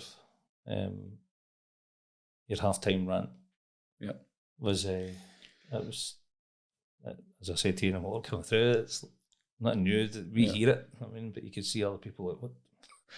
But these players need it, don't they, at times? And it goes back to this winning and losing. Yeah. And what you were saying to them is, they're working harder, they're wanting it more. Yeah. This shouldn't be happening here. No in our patch, especially. Do you know what I mean? This is your. Yeah. And I heard last season a few times at the start of a game saying that to them. Nobody comes here and bullies us. Yep. Nobody comes here and takes points. Yeah. And that's a mentality that we should have. and that should run through right up into Exactly. the first team kind of thing. Yeah. Do you know what I mean? And get the players ingrained. That's the mindset we want, the mentality we want. Yeah. If you come to Arthurlie, if you come to Cowan Park, you come to Dunterley, you're not going to get it easy. Yeah. You know what I mean? And I think that's one of the big things that I learned off of Chris when I worked with him, that if you get in rant and rave every single week, every half time, at the end of every single game, it doesn't work. You don't get the effect. They shut off to it, don't they? But I think there's times that they need it. Aye. And there's times that they know that they need it as well. And don't get me wrong, that what I try and do is that every player gets their own say. If they've got something to say, they can say it. Not at the game. We meet early on a Monday, and that's when they bring it up. Aye. That's when they tell us if they're not happy. They tell us what we need to change. Do you get a few boys Aye. speaking up? Aye. Yep. That it's important for them to say what they've got to say, because they're ultimately playing in the park. Aye. They're seeing things. They're doing things. One of the biggest frustrations, I think, now in the team is that we've not played the same starting 11 twice. And what's hard, isn't it? Mm-hmm. When you've not got a settle back four, especially. Yep. You struggle. And I think we've seen that way the first team Aye. at the start of the season, when we a lot of injuries and suspensions and people away and stuff like that. You're not playing a settle back line. It's tough. Yeah. But that's one of the things that we've spoke about quite a lot, and I think me and you have spoke about it, is what's the expectation in under 20s? And I don't think that there is a defined one. Aye. We want to win every single game, but ultimately we want to get players that are ready to play first team football. Absolutely. We want to get them prepared, that are ready to step in there. We want to make sure that we're as competitive as we can and that every player in there is developing. Aye. But sometimes you can't do them all at the same time. Aye. And it's working what one is best. What is it? Because there's sometimes that we've played some younger, inexperienced boys that have maybe not played as much. And let's not kid ourselves on that there's players in there that sometimes are better than them, but at the same time, they boys aren't going to get better if they don't play. Aye. They need to have their chance and they need to develop. Yep. So, I mean, it is a hard one, a development squad, isn't it? And do you know it's for you and your coaches to work out. Yeah. And you will come up with how you want it to be, and because nobody else can. I mean, it's like Palmer can't come in and say, "No, this is what I want for this team." It's not his shout. Obviously, he'll want players to come through and be developed, but it's how you develop them, isn't it? But I think you've got enough people there, like yourself and your backroom staff. You've got the people there to do it. Do you know what I mean? Every team goes through a lull. There's some really, really important people that we've got involved in our team. Big Andy Pollock is phenomenal, and I don't think he gets the credit that he deserves sometimes. Because it just goes. Did Andy give you 20 quid to say that? Oh, he owes me a fucking $5 after last night. Right. He betted me that the Arthurlie game was a shambles because the game against Clydebank get changed to 7:30 kick-off and Hogmanay. I went, Andy, you're talking shite. I knew it was the 30th. Aye. I knew it was the day before. I said, no, no, you're wrong. I said, I bet you a $5. Bet at me, he's rang. Well, he owes me a $5. $5 paid up, Andy. But guys like him, and again, he got involved with the 20s. Mistake's probably the wrong word, but we were looking for somebody to come and help and support the admin side and try and make us a bit more experienced for 20s to the first team. And Andy's been there, done it. He's been in the Arthurlie committee for a long time. Yep. And I was having a chat, I think with Blake at the time. And he said, have you spoke to Andy? No.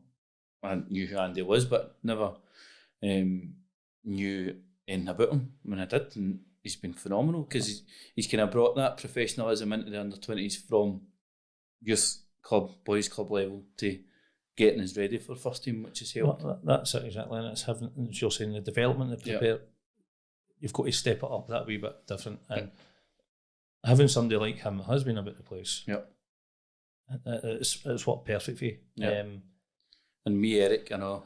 I've got Eric's name in the comments there because he's a legend, isn't he? And I thought he deserves a wee shout out on the podcast because all the players love him. Right. I mean, and the coaches, everybody, he's a cracking guy. Yeah. he'll not mind you saying he's sometimes a pain in the arse. Right. I've not come across that side of it. He's always just, how you doing, Tim? All right, son. Have you ever heard him shouting back post? That's all he fucking shouts. Probably. Maybe he's seen something that we can't. Back post. And then we did a corner that it went in front post. He says, see, look, I told you to go front post. The back front post.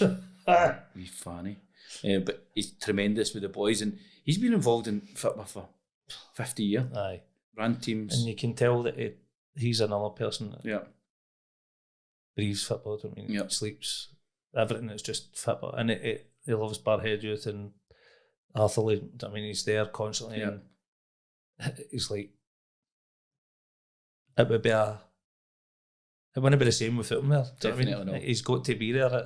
He's like a mainstay of the team. So, and he get involved with us with me and Chris, the two Chris's, when we ran the 21s. His grandson at the time came and played for us. Chris Wilson signed him, and he was just about that. Every time he went to the pub, he was there. And then it was one time Chris asked him to come and join us, and he's been at my side ever since. He's left. Well, at least he's not overstayed his welcome. So what do you think for the rest of the season? What's your thoughts? It's difficult because I don't want to get too ahead of ourselves. I think for me it's about trying to get us back to winning ways, and it's about focusing the game, the Scottish Cup game we've got at Rosyth. It's about trying getting us back to a normal and playing with the ball and scoring goals and no conceding. So I think for me now, and this is what I said to the players, that we look at the first game first. Let's go and win that. Let's go and get things sorted, and then let's see what happens. Build on it. Yep. Cause I think that's one of the problems that we've maybe had, is that we've started planning too far ahead. Aye. We want to just get back to doing what we're doing. It's all cliche, isn't it? One game at a time. Aye.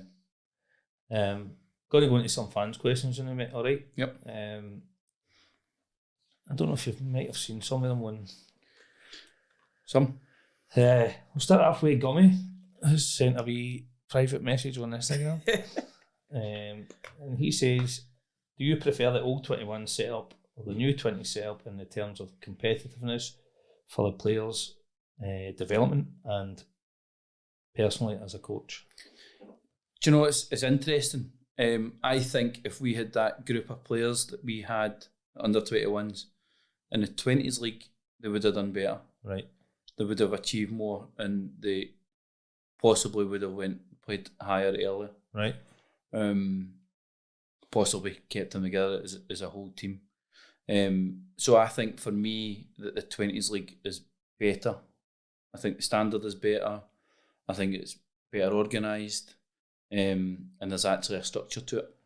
And I think with the 20 setup, the development side, and you're getting the first team players for other clubs that are coming in and playing against these boys, so they're getting that. They're coming up against grown arse men. Yeah, I mean it's exactly instead of playing against boys constantly. We're getting scouts at every single game. I did tell a scout to fuck off 2 weeks ago. That's not like it. Who was he for? I can't tell you. Cowdenbeath. They've been hanging about. I'm not saying a word. He asked me my team line because he was scouting. I said, who are you scouting for? He said, I'm not telling you. I said, well, I'm not fucking telling you either. Aye, that's right. I remember you telling me that. Aye. So I think that for me, the under-20s league is far superior to the other leagues in terms of player standard that's playing in them, professionalism and standard of games. Oh. I think the Friday night's a huge thing as well. Aye. Because it's letting players still play with first teams if they need to. It's letting first team managers come and see games at the same time. And I just think that the standard seems better. But I think for Gummy's question, that if that team that he played in, that Chris managed, that if they played in the 20s league, I think they would have done better. All right. Thanks very much, Gummy, for your question, mate. You need to ask Gummy who the most injured player I've ever had in my whole career is. I think the answer is Gummy. It certainly is. Next one. Did you ever hear about his injury at Coatbridge? No. So we were playing Tower Hearts, And I think we're drawn at the time. And Gummy goes down, makes a tackle, and he starts screaming. So I sprint over, and he catches his whole hand under the fence. So the fence is all the way right up to his finger. That we had to go and get somebody to get tools to go and take the fence off so that we could take it to the hospital. Well, I didn't mention that. Aye. Some It's boy. a strange one. Yes. Aye, it must have unlucky at times, isn't it, man? Certainly is. So the next one is for Jay Harvey. Did Tony Harvey used to shout at you at Barhead Youth Football Club? We did. Aye, did you take pelters off him or something? Like Tony played left back when I played in goals, left back, left wing. Tremendous player, what a left foot he had. Aye, he gave me it stinking. But to be fair, I probably gave as good as I got. Aye. Thanks very much, Ray, for that. Next one's for Darren Todd. You know Darren? Yep. Super fan. Always ask a question. Thanks very much. This is what I need. People regularly sending in questions. Is it Darren that actually got Palmer sent off at the weekend? No, it was you. And he admitted it. He said to the ref at the time when the ref's looking right at him, and the ref knew it was him. So mental. Who knows? Crazy. I'm not going to go into it because that's what it is, and we can't change it. So he says, why did it take so long for Barhead Youth and Arthurlie to merge? I think we've actually just covered a lot of that, but if there was anything else. I think there was probably a lot of opinions at the time that nobody actually sat down and spoke about them and spoke about the mechanics of how it's going to work and what each other should do. And it probably wasn't until, I've got to be honest, it probably wasn't until we were drunk that we actually, me and Davey sat down and we spoke about it and said, well, the two want the same thing, so what the fuck we do? Aye, but why put it off? Yeah. I think it's obviously just became an elephant in the room kind of situation, innit? And but when that happens, people don't want to deal with it. At the same time, you're trying to join two clubs that have been going for a long time. Aye. And you don't want to lose any of that history and what they've been doing. But for me, through a Barhead side, that it's about the players, the kids that are in the team. How can we get them better? What can we do to get them better? And I think that's the next progression. Aye, because I think at the time when I had met you and spoke to you about it, I did, and this is when people were saying, coming in and taking the name over to Barhead, and I said to you, would they be willing to change the whole of Barhead Youth into Arthurlie FC so we work as one club from top to bottom? So I mean, but that's a huge call for somebody like Barhead Youth who's 100%. been about for so long and who are a well-established youth club in themselves and what they're massive. Yeah. So I mean, so, but maybe that was a bit immature thinking of me to just get them to change them. I mean, before really seeing what it's like. But in an ideal world, Arthurlie should have something like that. Yeah. From start to, but if it early age right up. Maybe it's happened in the past and it's not worked. Who knows? I don't know the ins and outs yet, but I'm just glad there's a pathway and that's it. I mean, if it means there's two clubs, then that's the way it is. And by changing the strips, I mean, that was putting down a huge thing as well. I think the thing for me about when that question, I think that was my answer was that that's not my decision to make. 100% was. That I'm here as a chairman of the club, but running the club for the players and the volunteers that are there. Aye. And that's their decision, not mine. Aye, absolutely. I've got my own feelings and I know what I think, but that's not my job to think for them. That is, it's about giving everybody their say. Because who knows, they might come up with something completely different. And I think that was my thing that I said to them. You just never know what can happen in the future. Aye. You just don't. That's it. But as I say, it's positive now and it's gone the right way. So definitely. Thanks again, Darren, for your message, mate. I'll see you at the weekend. Darren was one of the first players that I coached. Aye. I was 16, aye. Wee mush. Sure it fullback at the time. Aye. What was he like? No comment. Run to a brick wall for you. Aye. Aye, he's passionate on that sideline and all, isn't he? What a boy. There was another one for just somebody on Twitter called Lionel. Don't know if it was Messi or not. But, I've heard rumours who it is. Aye. It's somebody hiding in it. Right, 100%. What's your ambitions as a coach? I genuinely don't know. Honestly, I don't. I think my life's probably going to change in the next 6 months. You think? So I've always thought, can I actually coach with one of these Alan for hangover poo-poos things? Can you? Don't know. Has anybody ever done it? You'll be the first. But if we go down to Arthurlie, that you've obviously got a lot of people doing their Sarah that you would imagine would be good, pushing a pram, making the pies and the tea and all See that. the old hospitality? We should just got that and turn it into a creche on match day, shouldn't we? Just get all the veins in there, put a telly in. So I genuinely don't know. And this is me probably being honest and open. Do I enjoy managing? Probably not as much as I enjoy coaching. Because what I find now is that more of my time is taken managing players and teams and rather than it is on the pitch. And I think that's probably where my strength lies, actually on the pitch. Coaching and that's what I enjoy more. So I genuinely don't know. I think it's about trying to get the 20s back winning, trying to make sure we get the young kids coming through and still enjoying what they're doing, and see what happens. Cool. Well, I wish you all the best for whatever you do, mate, anyway, especially with the small feet coming on soon. Thank you. Cheers, Lionel, whoever you are. The next one's for Dave McClellan, V Muncher. Yep. Do you feel you have what it takes to make a step up to the juniors as a manager? And I'll leave the second part out because that vacancy has been filled. So that mental. Oh. No, I don't think so. Right. I think that I'm probably too inexperienced at that sort of level. Can I get more experience? Probably. Do I want to? Is another question. I'm not sure. I think, as I say, for me now, it's about managing the 20s, getting them back, playing better, producing players for the first team, and taking it as it comes. But he's sounding like a right cliche here, isn't he, with these answers? It's like, have you scripted this? But I honestly, I think you obviously want to go and coach at the highest level that you possibly can. I want to be involved eventually at that top level of the game. As a manager, I'm not sure. Right. I don't know if I possess the necessary skills to actually do that, or have the drive to actually do that. Yeah.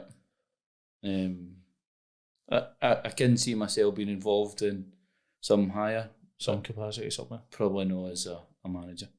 All right. Well, there you go. Be much sure you know the answer to that now. Thanks very much. Thanks everybody for your questions. Keep them coming every time we've got a guest on. It's good to hear different views rather than me asking the questions all the time.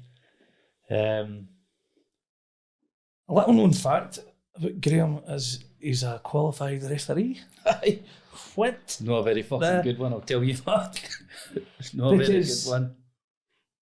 If you watch you at the side and hear you, especially some games I can't get in, I watch it on the VO, and they can just hear you constantly, and you would think you would have a wee bit more.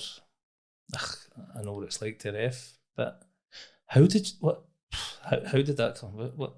Honest answer, I was fucking skint. Right. And referees could do a game on a Friday, 3 games on a Saturday, 3 games on a Sunday, and get 40 quid for each of them. Right. And I had to live. My bird at the time had an expensive lifestyle that she still got to know. And it was a bit money at the time. Aye. And that's the reason why I did it. Fucking hated it, and I wasn't very good at it. I was going to say, how did you keep your calm in the middle of that pitch? I mean, I could imagine you running about shouting at the players and the management. And what. I did. And they could probably sense it going like, what's the point in arguing? Yeah. You know what I mean? Remember old Neilston manager, Martin Campbell, when we ran the under-21s, played him a friendly and the referee never turned up and I went to do it. And just get constant abuse off him. And I thought, fuck this. And the two of us ended up nose to nose. Aye. Yeah. Doesn't surprise me. But so you get a A year ban. Aye. But the referee lied. Yep. What's that about? Crazy. I couldn't wait to hear the answer to this when Chris gave me the information. So we're playing Rutherglen, Glencairn, Andy McFadden's team. He managed the under-20s, 21s at the time. Chris was the manager. Do you know, I can't even remember what I get banned for. Can't remember. But I still remember the referee turned up wearing all black. The other team were wearing black. Black and white? Adidas kit, aye, black and white. But they looked exactly the same. There was an all black patch in the back, and you couldn't tell a difference. And it refused to change. And then it turns out that the referee knew the players, went to school with the players. There's the same night after they beat us, I think it was a cup tie, Gummy maybe actually get sent off that game. Did we draw one each? And because we scored a penalty. The same night that he's pictured in the Rutherglen Glencairn club with all the players with his arms around them. Was this John Beaton? Do you know the thing that's even worse now? He's now coaching Rutherglen Glencairn. Come on. And I still remember it was something daft that I get allegedly sent off for after the game. I think it was actually with Eric. And Eric said, he asked Eric's name and he said, oh, it's Popeye or something. And then I got it. And then I was going to Florida and I met the league secretary and it was close to the end of the season. And I said, oh, fuck it, do whatever you want to me, I'm chucking it anyway. And then that's when they gave me a year's ban. Crazy. But it turned out that he'd lied. So I then appealed it because that's what you had to do to the league. And the league says no. Through the appeal it. I then went to the SYFA to appeal it. They sided with the referee in the league, said no. I thought, fuck this. So a full year ban for nothing. And then eventually I went to the SFA. I thought, I'm going the full road with this. It cost me £500 or something. And it was completely different. It was actually 3 lawyers that were sitting in front of. Right. The SPFL disciplinary. Oh. And they threw it out, whole thing. And nothing happened to him for lying? So they threw it out because they said that the league never followed the proper procedures rather than them, because they had old reports in front of them when they looked at the disciplinary. So the SPFL says that they prejudged me before I even went in. A full year that they tried to ban me for. That's madness, man. Crazy. But this went on. Play for going and doing it. This went on for something like 3 years. Aye. So you were banned anyway for a year? So I was still able to coach. Oh, were you still able to coach while it was in appeal? Yep. Well, at least you didn't miss out on it. Mental. But me and Andy McFadden, we had some good battles together. Aye. He knows this. I fucking hated him. Aye. And then when he came into the club, I thought, oh, fuck, here we go. See, when you were against him, did you feel you would have got him making a step up to the juniors? No, never. No? You didn't think he would have done it? No. But it was tremendous. It was great. I remember they were winning the league, that they were going to win the league. Right. And they had to come down to us at Cowan Park Wednesday night, and they needed 3 points because they were going to play Tower Hearts the last game of the season. And if they beat us, then they virtually had won the league. They only needed a point against Tower Hearts. And same refereed the game. I'm not even saying his name. Arsehole. And 1 each. Goalie gets sent off in the 90th minute. Gave a penalty against us. Had to bring on a goalie. So Chris Wilson then gets sent off. Right. He went tonto at it. The sub goalie came on, saved the penalty. He let him retake it. No. I went tonto. I get sent off. He played 7 minutes injury time in the game. We drew 1 each. And we fucked him out of winning the league. Excellent. Aye. Must have been a great feeling after that. And they still fucking hated me for Aye. it. Yeah, I did remind them a couple of times about it. I fully believe you did, mate. I don't think we ever beat them. Right? Ever. Maybe it's one of the ones. It's just it was made for you, mate. And then he buggers off. Nah, he didn't bugger off. So, we shout out to Time to Tackle first, mate. Before we go into this, we know the story behind Time to Tackle. They're a fantastic organisation. They're helping people with mental health and stuff. If you enjoy kicking a ball about and you're struggling, go and speak to them. Go and get a game of football. Public shows on a Wednesday night and doing it at St Mirren on Friday. Sorry. Good setup. You will get help there if you're struggling. So, part of my stuff with mental health is that I'm going to be starting another podcast called Untangle. You've probably seen it on Facebook and stuff like that. It'll be a hub as well in Barhead. But I don't know if I'm going to start the podcast first and then get on it, whatever.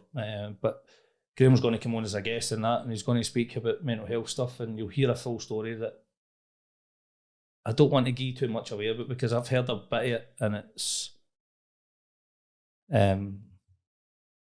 it's a story I think it needs to be told and hear this side of you. You've had struggles in the past. You've overcame them. You're at a point in your life now where everything's just flying. So I say, I'm not going to give away what we're going to talk about. I want to just speak to them and just condolences to losing your gran and your uncle in such a quick time there together, and it's a hard thing to go through, so your mental health's taking a bashing there and stuff. But the strength to keep going and doing what you're doing is unbelievable, because I think you managed the night after your gran passed, wasn't it? The same night?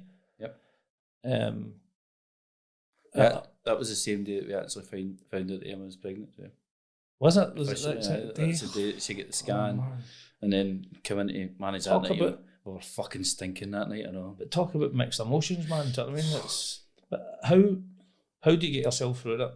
Do you know, a lot of people have asked me something similar, and football is so powerful, I think, in terms of the people, in terms of what you do. As soon as you step in that pitch, you forget everything. Aye. That you forget what's going on in your life, you forget your problems, and you concentrate solely on that game, on the people.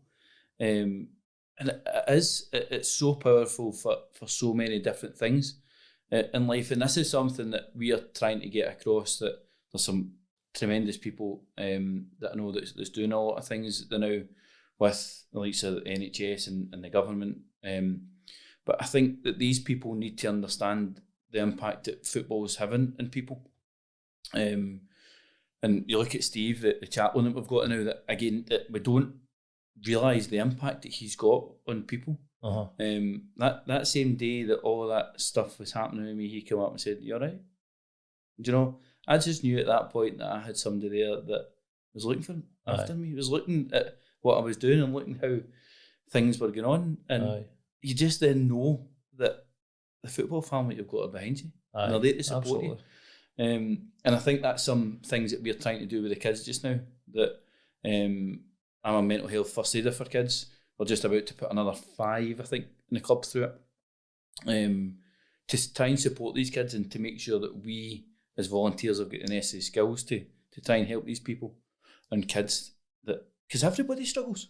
Absolutely. There's not a person out there that doesn't struggle at some point or another through mental health. Or poor mental health, because that's something else that really pisses me off. Everybody talks about mental health. Everybody's got it, no matter who you are. Everybody's got mental health. Some mental health might be really good, some might not be. But they poor mental health, how can we help these people? And thoughts are sometimes really good and sometimes really, really bad. And it's about trying to get the thoughts to be in the best side. And I think that's what football does. Football drives that. I think, for me, I get lost in football. And especially, if I hadn't get involved with Arthurlie, I don't know what would have happened to me.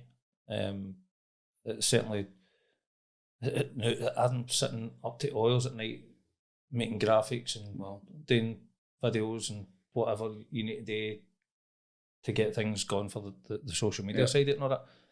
And sometimes I forget about everything, even forget about my weddings and stuff. Do you know what I mean? Dinner time, pushing them out the road. I need to get this done. But that seeped in it. Yeah. Right? But that is what it can do to people. So we need to take that as a positive and use it properly. And when the big thing you're saying, Steve coming up to you and saying that, I posted something saying, text a mate, how are you? Yep. 3 wee words that could save somebody's life. I mean, it's that simple but strong message to do. But people are scared to do it. Yeah. 100%. People are scared to do it because they don't know what they're going to get back. Yeah. It might be a rant back, or it might be I can't be dealing with that. Yeah. But see, just saying, you might get something out of that, and then you might have something on your mind that you can give back to them. But it's engaging in it. It's engaging each other and looking out for each other. Yeah. And see, as a manager, that you can see that. You can see some of the impacts that you have in some of these players. That you can notice things in the dressing room. You notice that people are different. The coaches notice it as well. That one of my coaches came up to me on Monday night and said, "Is he all right? Aye. Is he?" And you can tell. And that's when it's really important to go and support these people. And I think one of the good things that we've got at the 20s is that they are such a strong unit. Aye. And that they support each other. They go out, each other, they go drives, walks, or that kind of sort of thing. And again, fuck's sake, I've gave Chris Wilson praise again, but that's something that he brought in to me about how good and close that unit needs to be. It's all the team that drink together, win together thing. For Rangers 9 in a row team, that's what Richard Gough said about them all the time. You need a strong bond. And you see it in the first team when the boys come down, your boys come down and watch. Yep. There is always boys there for your team. Yeah. Which is great. I like seeing that. Like with the first team last year, with the game that you just won the league. That 2-0 down, 3-0 down at half time. 2, and coming in to win the game 3-2.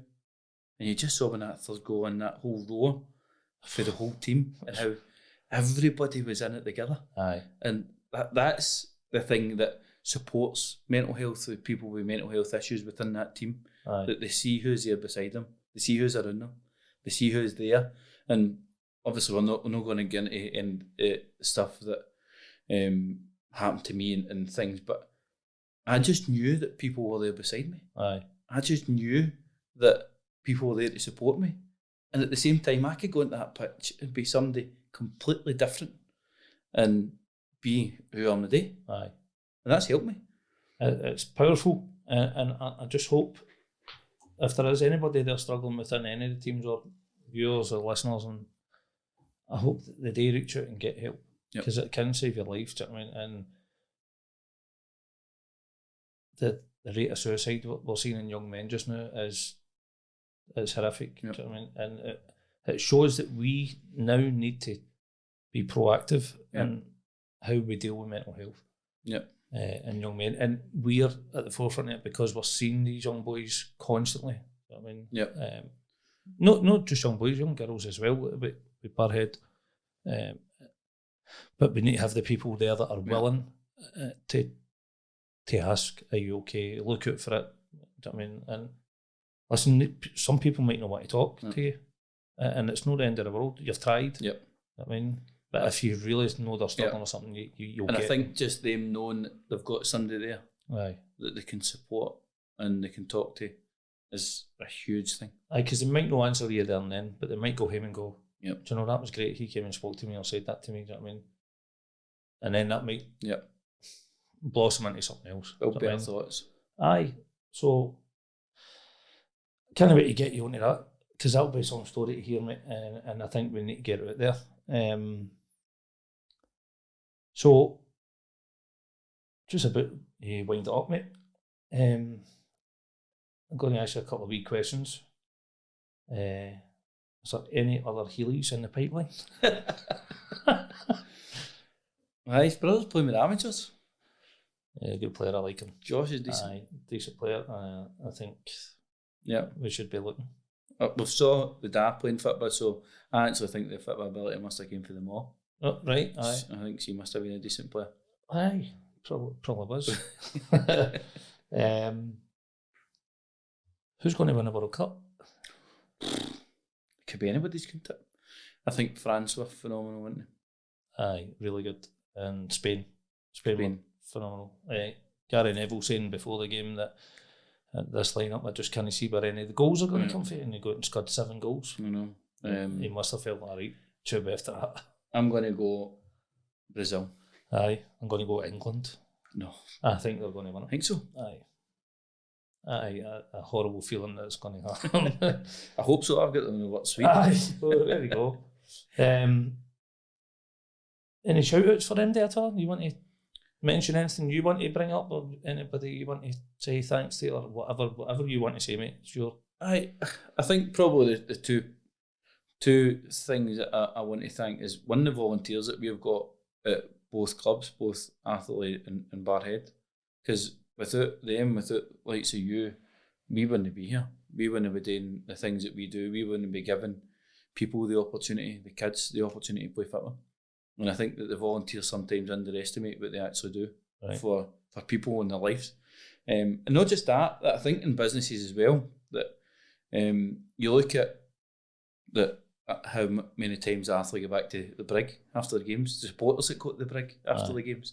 And I think the local businesses in Barhead benefit for that, benefit for the whole community that we're trying to build. So I think a huge thanks needs to go to all the volunteers that go and do these countless amount of hours every week to make happen what happens. And then for a kind of selfish point of view, I think I need to thank all the coaches that work with me at the 20s and the first team. Because again, they are trying to improve us as a club. They're putting in the effort to go and practice and to go and learn new things and to try and produce the next superstar that we're going to have in the club, to build longevity. That one of the things that we're going to look to work on is how do we get more fans now into Arthurlie? How do we get more fans into Arthurlie every week? Because you see the atmospheres at the games. Aye. And I think that's what we need to do. We need to try and get more kids, more adults in there, go and buy a pie. I think we need to be more engaging in the community. With other community events that are going on and running about and stuff like that. We need to be shown we need to be seen. Yeah. There need to be more these things and strips on Young Waynes run about the community and see them everywhere. But yeah, well, one of the things I've liked in a wee sneak preview that we're trying to look at the possibility of doing the wee league club. Right. And what we're looking to maybe do is to bring 10, 12, 15 kids down on match days, home match days. We'll do a kind of short football activity with them. Right. We'll provide them food. We'll give them a lunch. We'll maybe try and educate them about that. We'll give them a chance to sit down and talk, and then we'll bring them to games. Right. And we'll see if we can maybe try and engage with kids that maybe don't get a proper lunch. Mm-hmm. Maybe don't have that opportunity. Maybe it's parents that need a break for their kids, that need something. I was going somewhere with my crash there, mate. Absolutely. So I think that's one of the things that we're going to maybe look at in the next couple of months. I think that'd be a great idea, mate. Yeah. So, last but not least, who would you like to see come onto the podcast?